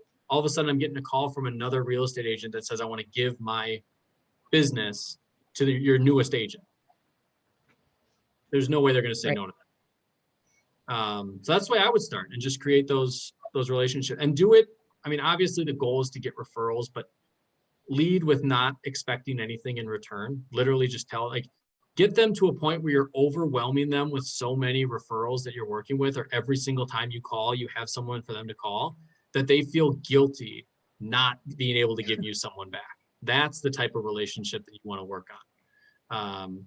And exactly like just the points you talked about. I want to know about your closing costs. I want to know about any programs that you have for buyers. I want to learn about the best way for a buyer to come to you. Like, what are the things that I can tee them up to have or talk to them about within the process? I do that in my buyer consultations. I try to give them an idea of what closing costs are, what prepaids are, not just the down payment of 3% or 5% or 20% down. You also have to take in mind that you have prepaids, taxes and insurance you have to pay. You have lender costs, an appraisal fee, an application fee, a origination fee. Okay, let me understand those fees. And then same thing with an inspector. Like, I need to know how much a home inspection costs. How much does how much is earnest money? That all these costs that people need to take into consideration when they're buying a house, so that they're not overwhelmed by, oh, this is going to cost me an additional like $7,000 that we didn't know about because we just thought we had to have the down payment. No, there's a little bit more involved here. And here's the lender that you can reach out to talk about this. I refer as many buyers as I can. I refer them to this. Obviously, if you have a relationship with another lender, feel free to use them. We don't want to step on any toes, but at the very least, talk to my guy, Zach, over at such and such lender. Awesome. Thank you. That's awesome. You're very welcome. Bridget, you mentioned that you might have had a question too. I don't know if we got Yeah, I guess answered in that mumble. No, that was great. Insurance agents. Okay, help me out here. My dad's a State Farm agent. I was like, this is great. Dad, they say that I need to connect with you. He's like, I don't know what they're talking about. People come to me when they've really already bought a house and then they're getting the insurance. What am I missing with having that connection with insurance agents? I just recently figured out that I should be having this relationship. So I went 3 years in real estate I just willy-nilly let anybody go to whoever they want to for an insurance and get home insurance. I just turned them loose. Now I have someone similar to a lender or an inspector that I can turn them to. And so I guess the biggest thing that you're expecting or hoping for with, the great thing is that your dad does it, which is awesome. If people come to them as far as something changes in their insurance world. So State Farm also does, I'm pretty sure they do term insurance at State Farm too. Or some life insurance maybe. So all of a sudden someone calls and says, I need more life insurance. Oh, why is that? Oh, we're going to be having a baby, or we're going to be having our second kid. Oh, does that mean a bigger house or a different house or whatever it is? And then they start that conversation because then as an insurance agent, you're doing an annual review with all your clients, hopefully the ones that agree to it. And some of those conversations just organically come up. And if all of a sudden your dad can say, my daughter's a real estate agent at Keller Williams. It's the second largest brokerage in Metro Milwaukee. It's, or whatever he wants, whatever talk track he wants to give them. If they trust your dad, hell, they got to trust you, right? I mean, he wouldn't just refer anybody. So I would say it's more about you, of course, providing the referrals to that insurance agent, or your dad, to give them the homeowner business. But similar to, what was the example that I said when your lender, the refinance conversation. Someone talks about refinancing, well, all of a sudden you find out that they actually want to sell their house. Same thing with the insurance piece, is they change their insurance or they alter it, or they increase it or whatever. They're going to be buying a new house or listing their house maybe. Thank So you. you have that conversation. The other thing too, insurance claims too. Like, tell your dad when someone has an insurance claim, if you have a Rolodex of people like plumber, if their basement floods, like I know a great remediation company for that. Like, you can just refer these clients to, oh, I'm sorry that happened. We'll get an insurance claim. Is everything taken care of at the house, or do you need to rebuild the basement? The basement flooded. Okay, you're going to get the water taken care of, but do you need someone to replace the carpet or the drywall? I got a carpet person. I got a drywall person. Whatever it might be. So yeah, the insurance piece, that was something I didn't think about. But the person that I spoke with said that, they can help with the property casualty piece. They have referral agents that they go to for life and disability. So all of a sudden you're just creating this big network of people that are just passing information back and forth, especially if you can get in with a life insurance and disability insurance type of an agent. The most common one that we have in the Milwaukee area, the most well-known name, is Northwestern Mutual. If you can get someone at Northwestern Mutual that does that, if a life insurance gets paid out, obviously someone passed away, there's probably some sort of, might be a home associated to that you can help out with. Like they're referring, they're trying to be that one-stop shop for their clients too. So if they can refer you as an agent, granted, it's not the fun way to be selling a house because someone passed away, but you're still providing a huge service to that family to be able to sell their home quickly, efficiently, for the most amount of money, be there to help them do whatever they need to get that house ready to sell. You can be that person. And if that real estate, or if that insurance agent has the confidence in how you market and sell those properties, they can rest assured, give your name to that client and say, you're going to be in great hands with Bridget. She takes care of everything start to finish. Good question. Yeah, the insurance one is probably a little less common, but you want to just consider, like, break down every aspect of a real estate transaction, which is a crazy amount of different people involved. Actually, Marcus Auerbach put in the chat at the team meeting that the National Association of Realtors put out that the average home sale stimulates the economy by like $73,000 or something, with just all of the things involved, like moving expenses, insurance companies, real estate commissions, contractors. You call a contractor because you got to fix something in your chimney, or you got to do something with a window, or what, like the economic impact of the sale of a home spreads across a lot of different industries. And if you have people that you can refer, you're just staying top of mind. You're not just the person that sells the house. You're the person that gives me all of my contractor recommendations. Every restaurant in that neighborhood or that city. Just grow your business that way. Team up with other small businesses. If you buy closing gifts for your clients, partner up with like a small shop or a boutique or something that does gifts. And now all of a sudden, if you're buying all of your closing gifts from that business, you don't know who that business owner knows, or their employees. Their employees might be buying houses, and they, like, our real estate agent, the one who buys all our gifts here, like, talk to them. They'll help you get a house. It'll make your mind, like, your head spin as far as how many ways you can figure out how to get into a community and service that community at a high level. Can I just add on the insurance front, in having experience in purchasing homes myself, and, of course, there's so much of the process that I feel like the average homeowner doesn't know. And they just are, so when a lender says, hey, you've got to go get, insurance on your house before we can move forward on this loan, and that's a requirement. I mean, there's already so much that has taken place in terms of, hey, we need statements and we need proof and we need this and we need that, that the last thing you can think about is, oh my God, who do I go to for insurance?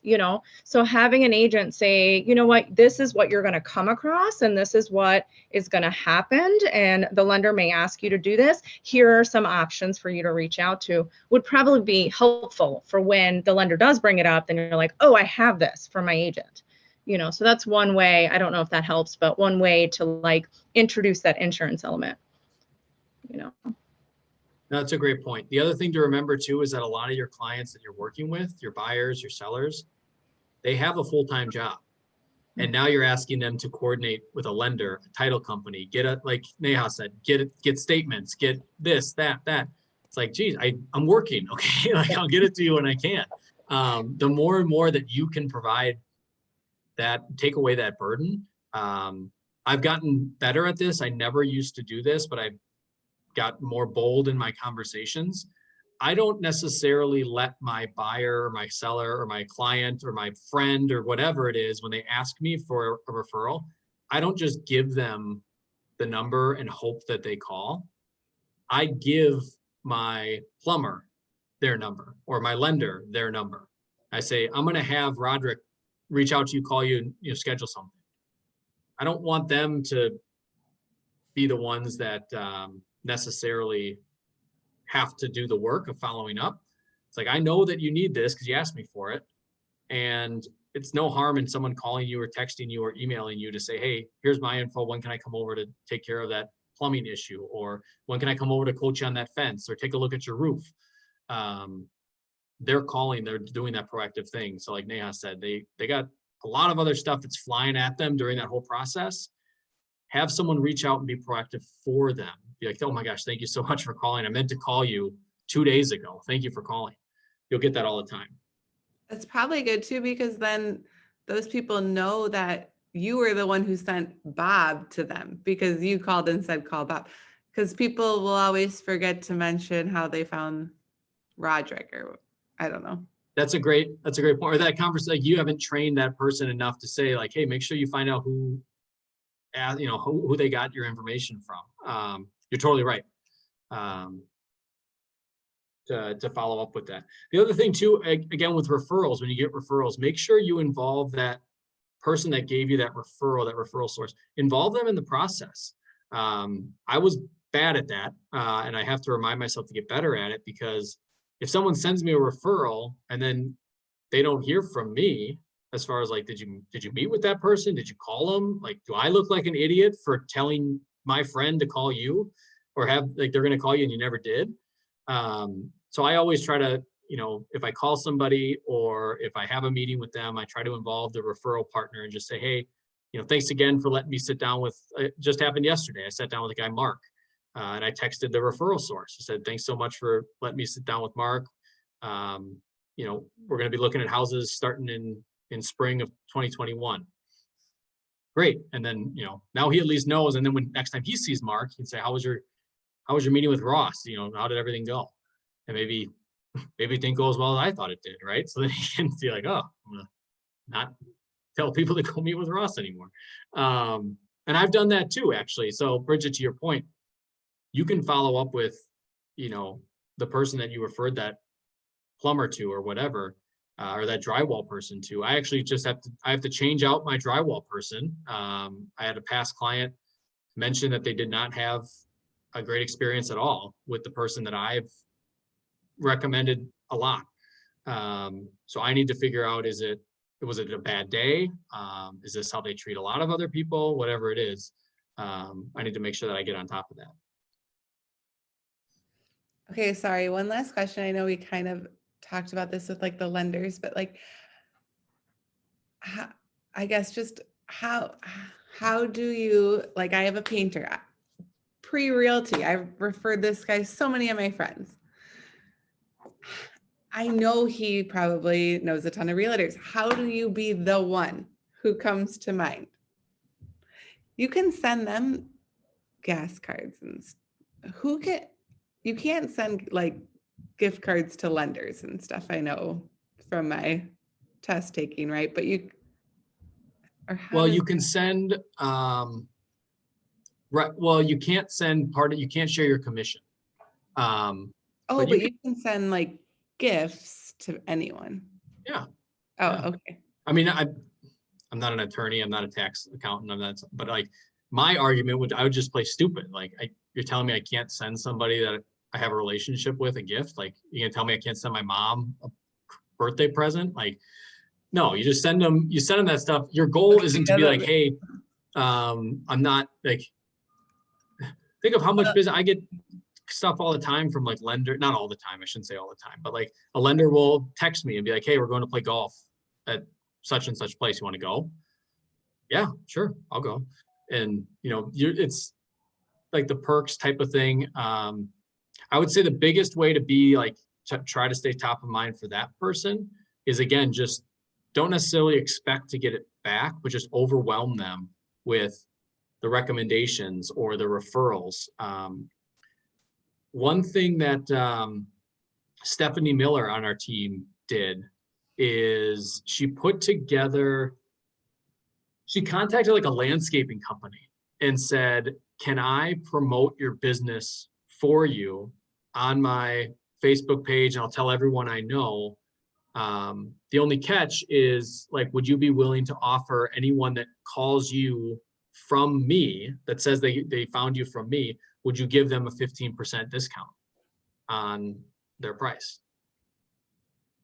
Yeah, sure. It's free business for them, right? So they're probably going to spend money on marketing, It might be 15% of the cost of their contract. You know, if you do $1,000 job and it costs you $150 to obtain that client through either marketing or flyers or whatever it is, that cost you $150 to get that person. If I send you someone, why would you not just give them that savings, right? It didn't cost you anything to get that person, give it to them. So that's a way that you can stay top of mind, is not necessarily, maybe you don't have people to recommend to that person right now or refer that person to, but let me promote your business for you. And anybody that does call you that says, hey, I saw your advertisement on Bridget's Facebook page. You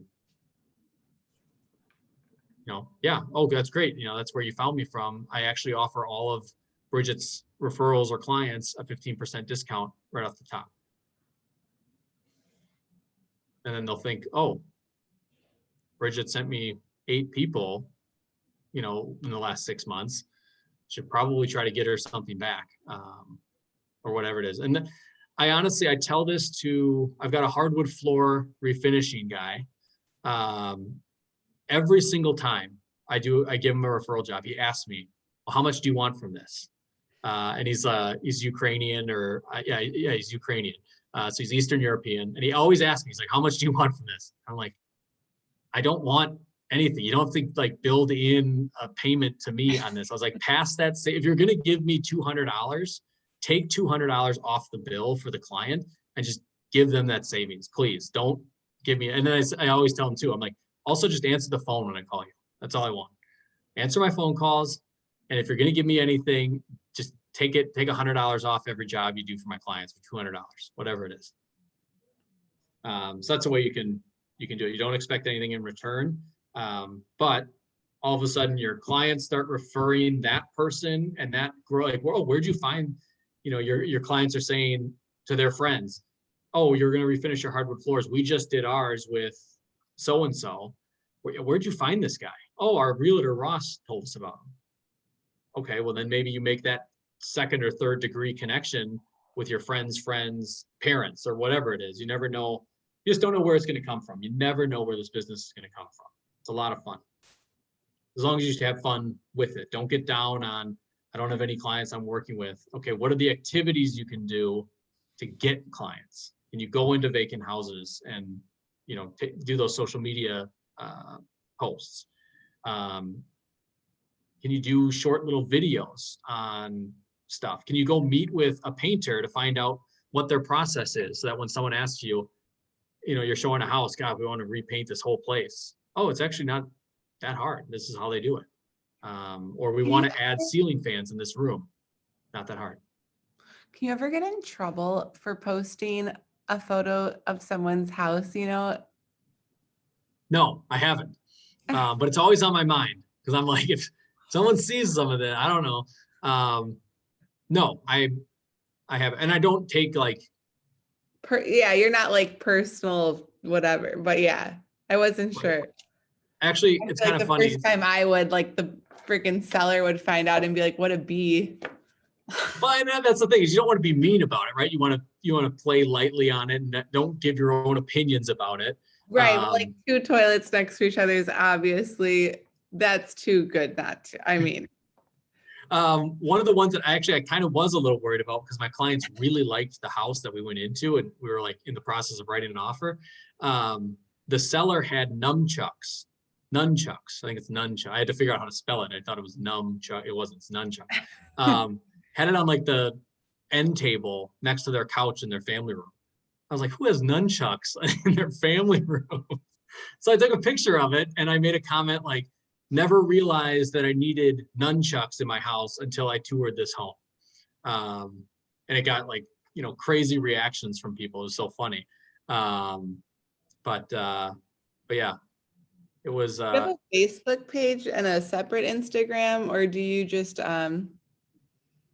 like put it on your personal? I'm like a 60-year-old mother when it comes to social media. Like, I'm not great at it.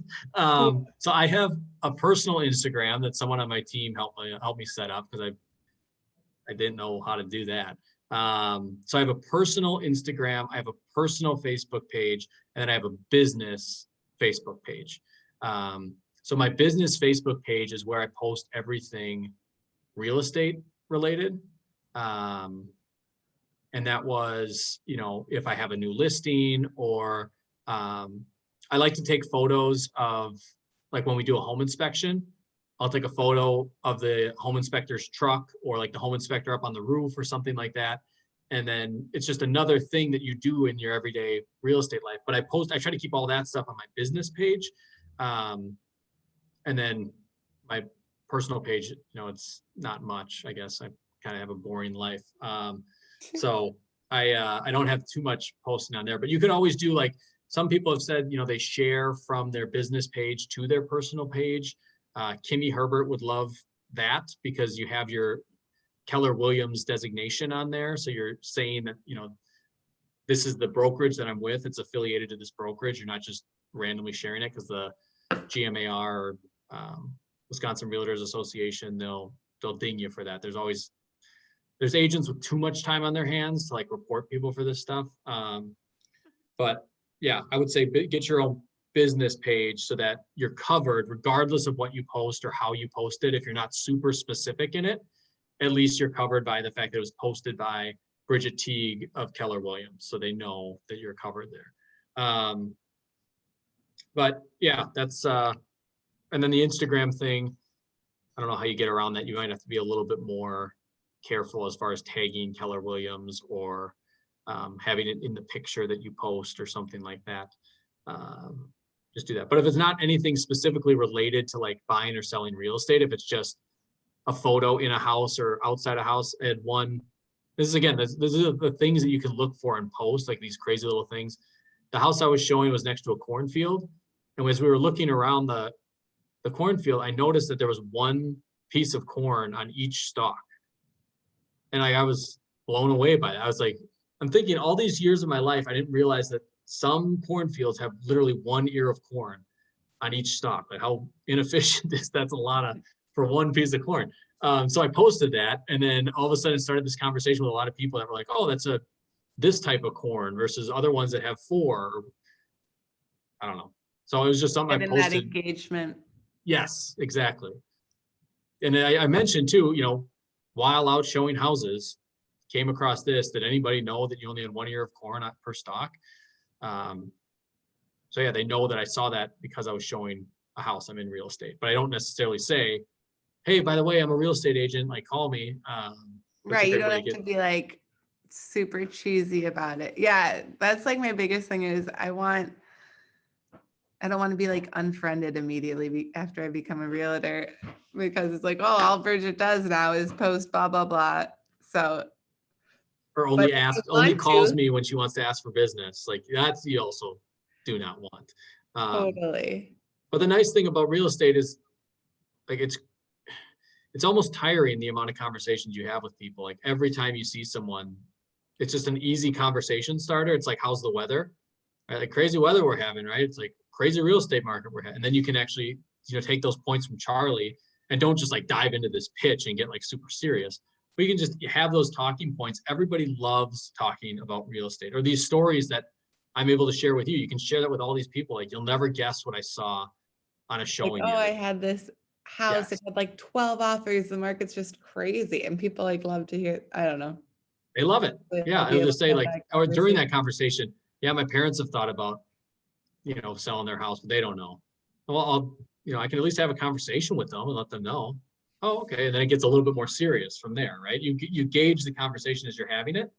But that's the fun part. The part that sucks is when people cram down your throat. Like, you got to make 50 calls a day and you got to talk to 10 people. And I do, like, that sounds really boring and not what I want to do. Versus, you can go see houses, you can post stuff, this is the fun stuff. And then the business will just come. Is there a way to see like what homes are vacant very quickly? Like, or not? Like, do you just go in and see the notes in the MLS listing to see if it's vacant? Yeah, I mean, the photos are obviously a great way to see if a house is vacant. The other thing, I mean, you can go a step further. If you go into if you can't tell if it's vacant, if it's like fully staged or whatever, but it looks like there might not be anyone living there, try to schedule a showing. And if that says go and show, instantly confirmed with appointment, then you know for sure that, okay, there's definitely not anyone living there. I can go and show it. But as far as like typically, I don't think there's a keyword or anything that you'd be able to search to just show you vacant properties. Gotcha. Maybe there is though, because I know you can search keywords in. Let me just look, because that guy told us we can search.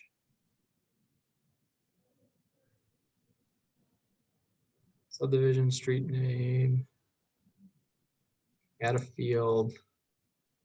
Like remarks is sometimes. Oh, public remarks. No. Yeah, private remarks. So you can put that here, or showing info.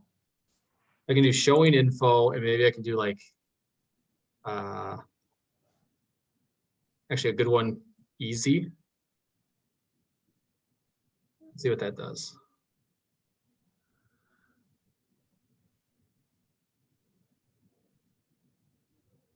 $15.67. Oh, it went from one, so it went down to 147 results. And then let's say I want to look at a house. What does the C Oh, and my mean? old zip code. What was that? What does the C mean? Contingent. Oh, yeah. So it has an accepted offer is the contingent. So you can actually, when you edit your search, Yeah, I can take typically away. always have that out. That's probably why I've been seeing it. Yeah, contingent here. Take away the contingent ones. So that's 91. Okay, 91. And I'm looking. Oh, it only shows the contingent. I'm still learning the quick search, so don't quote me on this. I think if you click the of, it'll change it to of not or something. Oh, you're right. I should remember that because he clearly said that to everybody. Yeah, there you go. There it is. 56 properties and a beautiful home in West Dallas.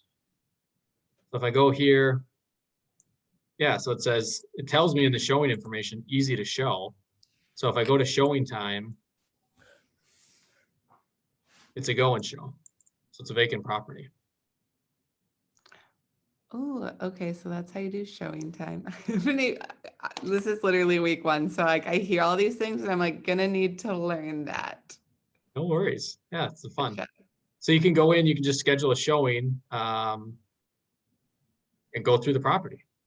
Nice. It's not hurting anybody, right? It's getting exposure for, and if an agent like calls you and be like, why are you going to, like, okay, first off, calm down. Like I'm going to go through it. I'm previewing it for other buyers. That's one thing I always tell. I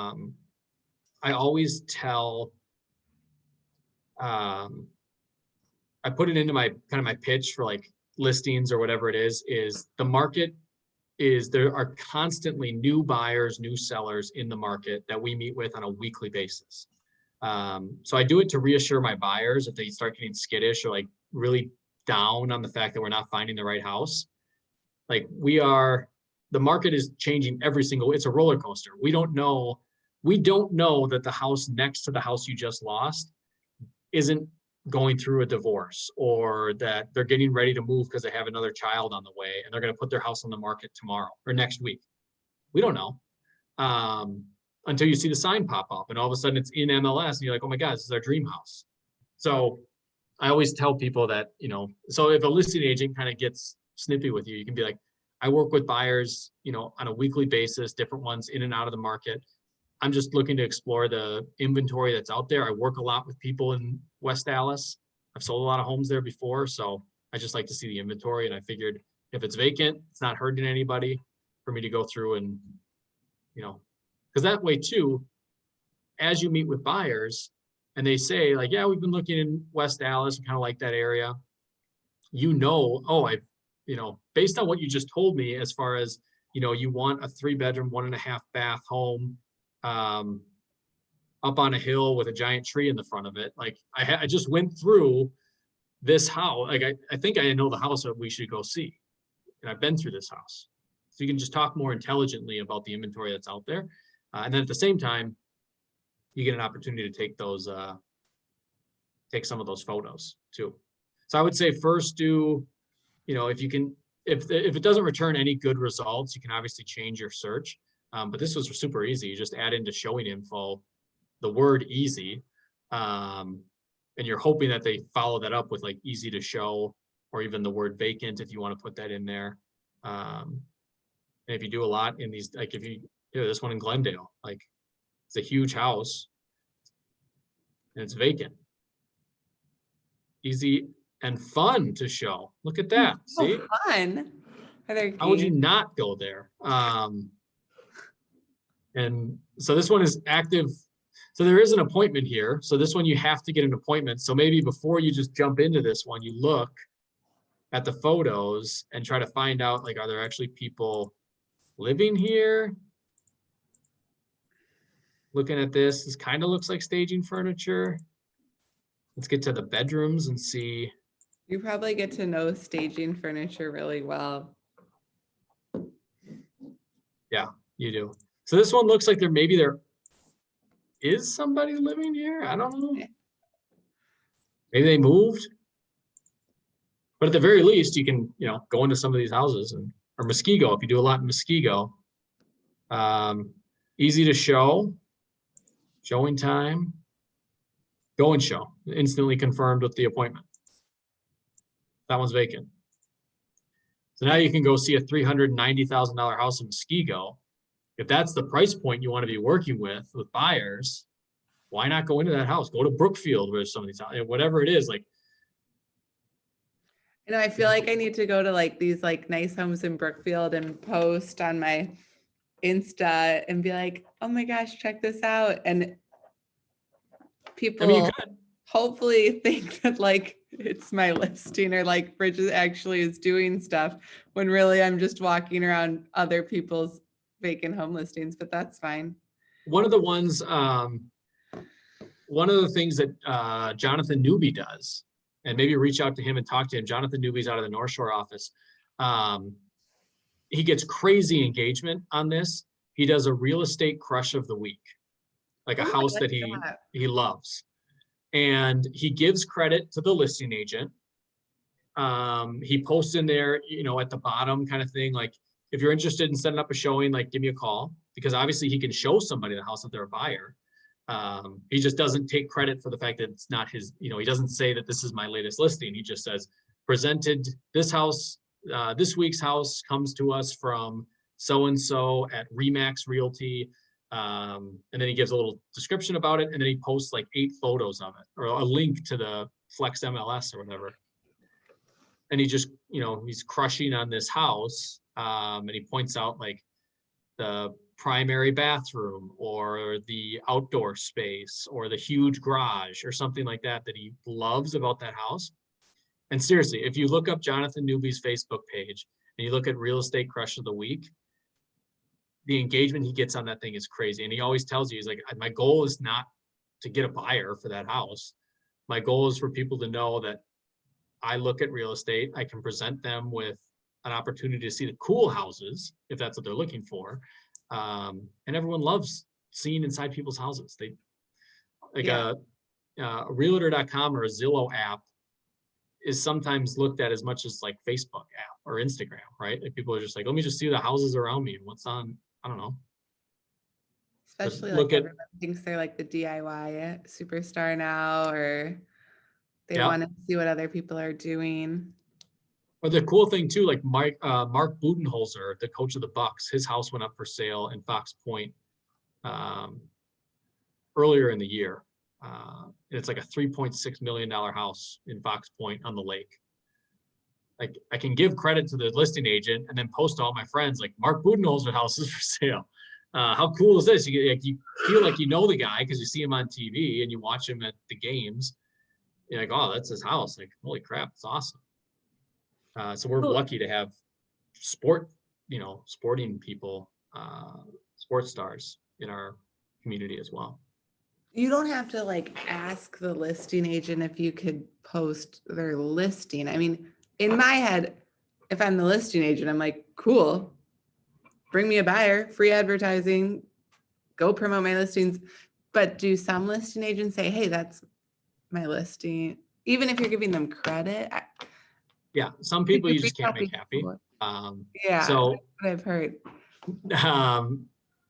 I think newbie always says that it's always easier to ask for forgiveness than it is for permission sometimes. So he follows that as far as like, yeah, I gave you free advertising. I'm promoting your listing. Look at all the people that saw it on my page. Like, you're mad about this? What?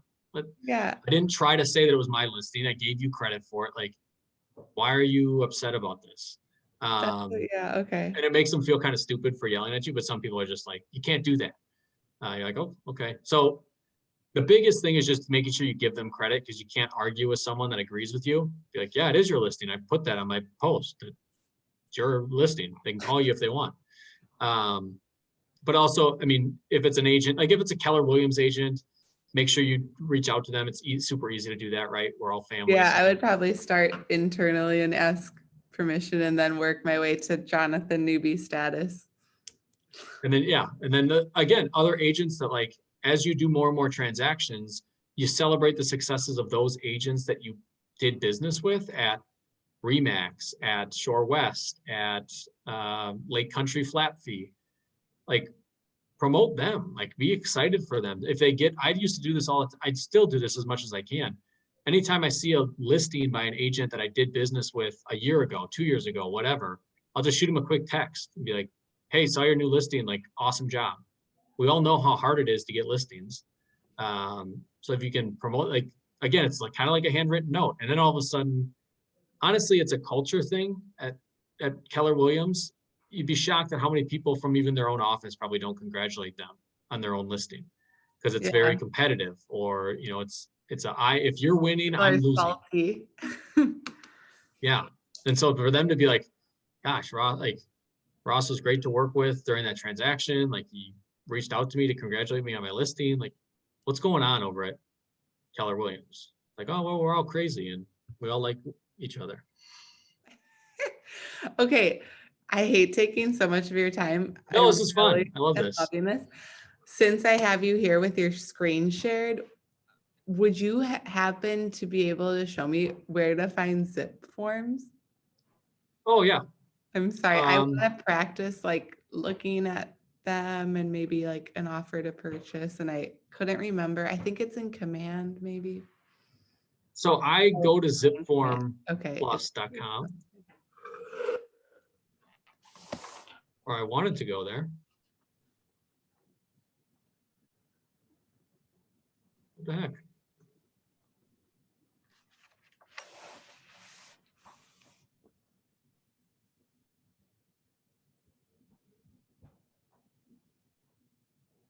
So it's not in Command. This is its own website. Because you have to start, yeah, this is its own website. You have to start the transactions here, and then you can pull them into Command. I know that that's one of the things that Kimmy and Lindsay are working through. Okay. This is kind of like an extra added stuff. So one of the things that I did early on is I put together, this was before I had this all in Command and all that stuff, but I created a new zip form. So I created a new one, and it was a new offer to purchase. So it pulls in all the forms for you automatically. So I did that. And then I labeled it new buyer consultation. And then I also incorporated this to be for sale by owners. I was doing a lot of for sale by owner, prospecting and lead generation. So part of my presentation to all of my listings, or at least to a for sale by owner, is I would say, obviously you can sell your house on your own. Commissions is obviously probably the most expensive aspect of selling a home. So we certainly understand why you want to do it yourself. However, when you do get to the point of actually receiving an offer, here's what an offer to purchase looks like. And these are the things to look out for in that offer that are either going to save you money or cost you money, depending on what they're asking for. So I would have an offer to purchase with me when I went to for sale by owner, so I could tell them like, hey, this is it. So anyways, you create a transaction, then you go to documents right here. So go into zip form, create new offer to purchase, and then you get into you actually get into this, folder here, and then you create you look at the documents, and it's going to pull in the buyer agency agreement, an offer to purchase, the GMAR, addendum A, lead-based paint, condition report, all that fun stuff. So then once you have this created in zip form, that's when you actually go into command, create the opportunity, go into DocuSign, pull in from zip form. It's going to ask you, it'll show you the list of all of the things you have. I should, rather than just telling you this, I should try to show you. I'm terrible at explaining it though. So as I'm like talking through, I realize how absolutely.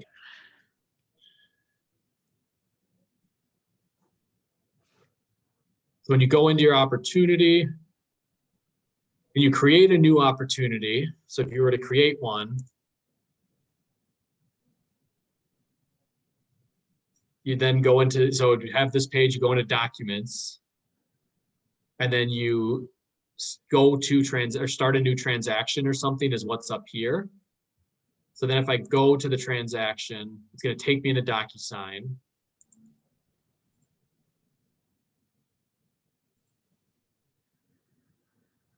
And then because I created it first in zip form, now my DocuSign and my zip form are connected. So I can add documents from zip form. And then this was where I'd have a list of all of those folders that I had right here. It would have all these would be pulled in. Dashboard. I don't know where this here. So I'd have a list of all of these. I would pull from that. Gotcha.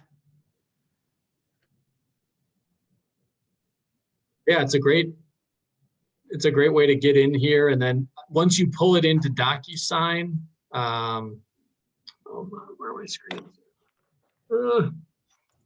Once you pull it into DocuSign, this is a bad example. Think of one that I had.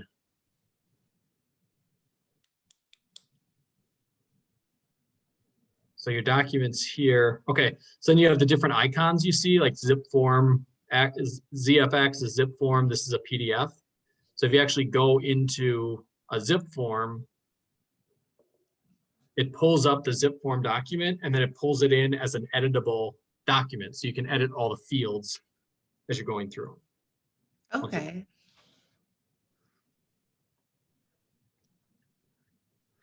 I'm just curious, like you show someone a home and they're like, yes, I want to write an offer. Do you typically, like, I know it's a personal preference thing. Do you like boom, boom, boom right there? Like, let's write this out.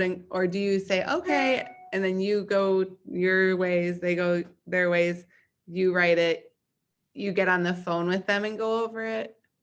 Yep. So the way that I got away from having that frantic, like, okay, let's write the offer type of thing, is I always do a sit down meeting with my buyers first before we see any houses.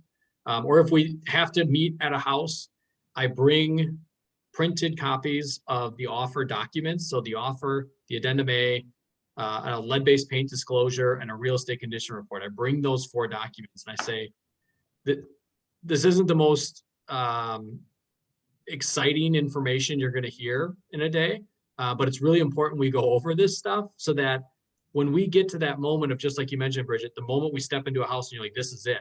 You have all those emotions. The last thing I want you to do is freak out about, what is this document that I'm signing? What do I understand it? What is it? Like, we don't have time to go over all that when we are in competition to get a house.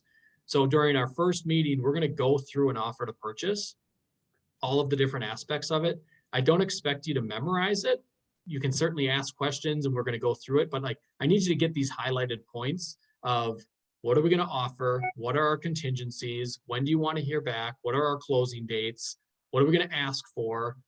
I need you to know that, you know, the offer to purchase is 10 pages, but there's literally like 5 things that we need to make sure we talk about so that you're comfortable, right? The rest of it is just legal jargon. But if you present a 10-page document to someone and you literally talk about it for 3 minutes, like, okay, do I really understand this whole thing? Do I know what's in it?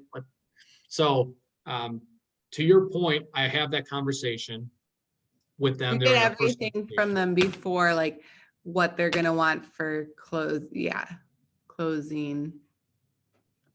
Yeah, so you talk about Contingencies. closing contingencies, what's included, what's not included. Are we asking for closing costs? Are we asking for a home warranty? Do we want to give them 4 hours to respond to us? Do we want to give them 2 days to respond to us? That kind of stuff. Those are the highlights of it. And yeah, you stay very calm and collected on the outside when they tell you that they're ready to write an offer on the house. You say, fantastic. I'm going to go back to my house or go back to my office. I'm going to write this up and I'll call you guys when I send it over to you in your email, and then we'll go through it. And then you get in your car and you start calling everybody you know that you're like, I need help writing this offer. I don't know what I'm doing. So then you call your mentor, you call someone on your team, you call someone in your office, just say, hey, can we do a quick Zoom meeting? I'll share my screen. Can you walk me through this offer? I don't want to mess it up. So yeah, you freak out in front of us, your peers, and your fellow agents that are here to help you. You stay very calm in front of your clients. But the way that I avoided a lot. You want to write an offer? Like, no big deal. Yeah, right. Oh, okay. Haven't been paid in months, but not freaking out inside about the possibility of this actually going through. I'll write another one today, I guess. Sure. My fingers are bleeding from all the offers I've been writing today, but I guess I can get to yours too. Exactly. Yes. So that's what, and Janine will preach that all day long. She'll tell you her story about the first offer that she wrote. And she it's hilarious. She'll tell you all about it. And the way she tells it is really funny. So those are the two things you're the only two that have stuck around through this whole thing, but I'll remind you, ask Janine about the painting above her toilet in the bathroom, and then ask her about the first time she had to write an offer, and she'll spill the beans. But yeah, I would say never feel like you're on your own with this, and set the expectation too with your clients. Like say, hey, I got to go back. I'm going to be calling the listing agent right when I get in the car. So they're going to know that we're very interested, like we're getting to get our offer in. So don't feel like you're going to lose it by the fact that either we're not going to write an offer tonight or we're not writing an offer in the next 10 minutes. We're fine. I'm going to have that conversation with them. So they're not going to accept an offer without seeing the one that we're going to be submitting. That would be foolish for their sellers to not, knowing there's an offer coming in, why would they not wait to see it? So you can just rest assure them that, it's not immediate that you have to do it. And then just, get an idea from the listing agent too. Do you want to be the first one to submit? Maybe, like if they're holding all offers until Sunday and it's Thursday night that you saw this house. The argument that I have with my clients is, if you really want this house, let's put together a really solid offer. And if we're the first ones, I always go back to the experience my wife and I had when we sold our house. We had, I think, 3 or 4 offers within the first weekend. And we did the same thing. We said, we're not making a decision until the end of the weekend. And we ultimately chose the one that got it in first, because they were all pretty similar. We're like, oh, this person was the first one to write. They were one of the first people to see it. They were the first ones to get us the offer. They obviously really want it. So let's just give it to them. So that's one of those things that you can talk, feel out your clients, talk to them about what they want to do. They want to sleep on it, talk to you in the morning. That gives you even more time to get everything together. But yeah, the other thing too is make sure you have a relationship with 1 or 2 or 3 agents that you can call ahead of time and be like, hey, I'm showing my buyers this house. Like, I think they're really going to like it. And if they do, will you help me write an offer? So that maybe if your showing's at 5 or 6 o'clock at night, and by the time you get done with it, by the time you get back to your house, it's 7:30, and you're calling an agent to ask them for help, like make sure they're around, right? They haven't checked out for the day, or they're excited to hear about, do you need help? Like, I'll help you. But don't just call them out of the blue and say, hey, can you help me with, maybe they're not around, they're not available, whatever. So make sure you have 2 or 3 agents that you trust that are willing to help you, your mentor included in that. Who is my mentor? Do I get hooked up with one? You will, yes, you'll have one. They have a whole program. Okay. you'll have a mentor. And that person, the mentorship program, it's important for the mentees to know this as well, is that obviously, yes, like that agent is there to assist you and help you, but you don't want to overwhelm that agent with every single thing that you're doing. Like they're there to help, but they're not there to, like, they have their own business to focus on and their family and all that. So they want to help you as much as you can. But the nice thing about Keller Williams too is that everybody that's in the mentor program, everyone that's not, like, I'm not in the mentor program as far as being a mentor, but I'll help anybody that wants it or needs it. So just know that you don't have to go to just that one person every single time. Learn from everybody. Learn from all of the different agents that are out there, the newbies, the Jay Schmidts, the Karen Trembles, the Bruce Gallaghers, all of them. Learn from all. Yeah, and I gotta say, everyone has been super, super helpful. So they're just, I mean, there's a great group of people, and anybody you turn to and ask a question, they're just so ready and willing and able to help. So it's awesome so far. Good. I'm glad you've had that experience. And they're even more ready, willing, and able to help and more excited to do it when they see you doing the activities, right? They see you often on social media or at the team meetings. Like, you two have had your cameras on like the whole time. When people are in Zoom meetings, they see, that your cameras are on and you're not just behind a black screen. Those people see like, oh, I've seen this person before. I know who they are. Like, they're doing it. I'll help them. That's a big thing for a lot of people.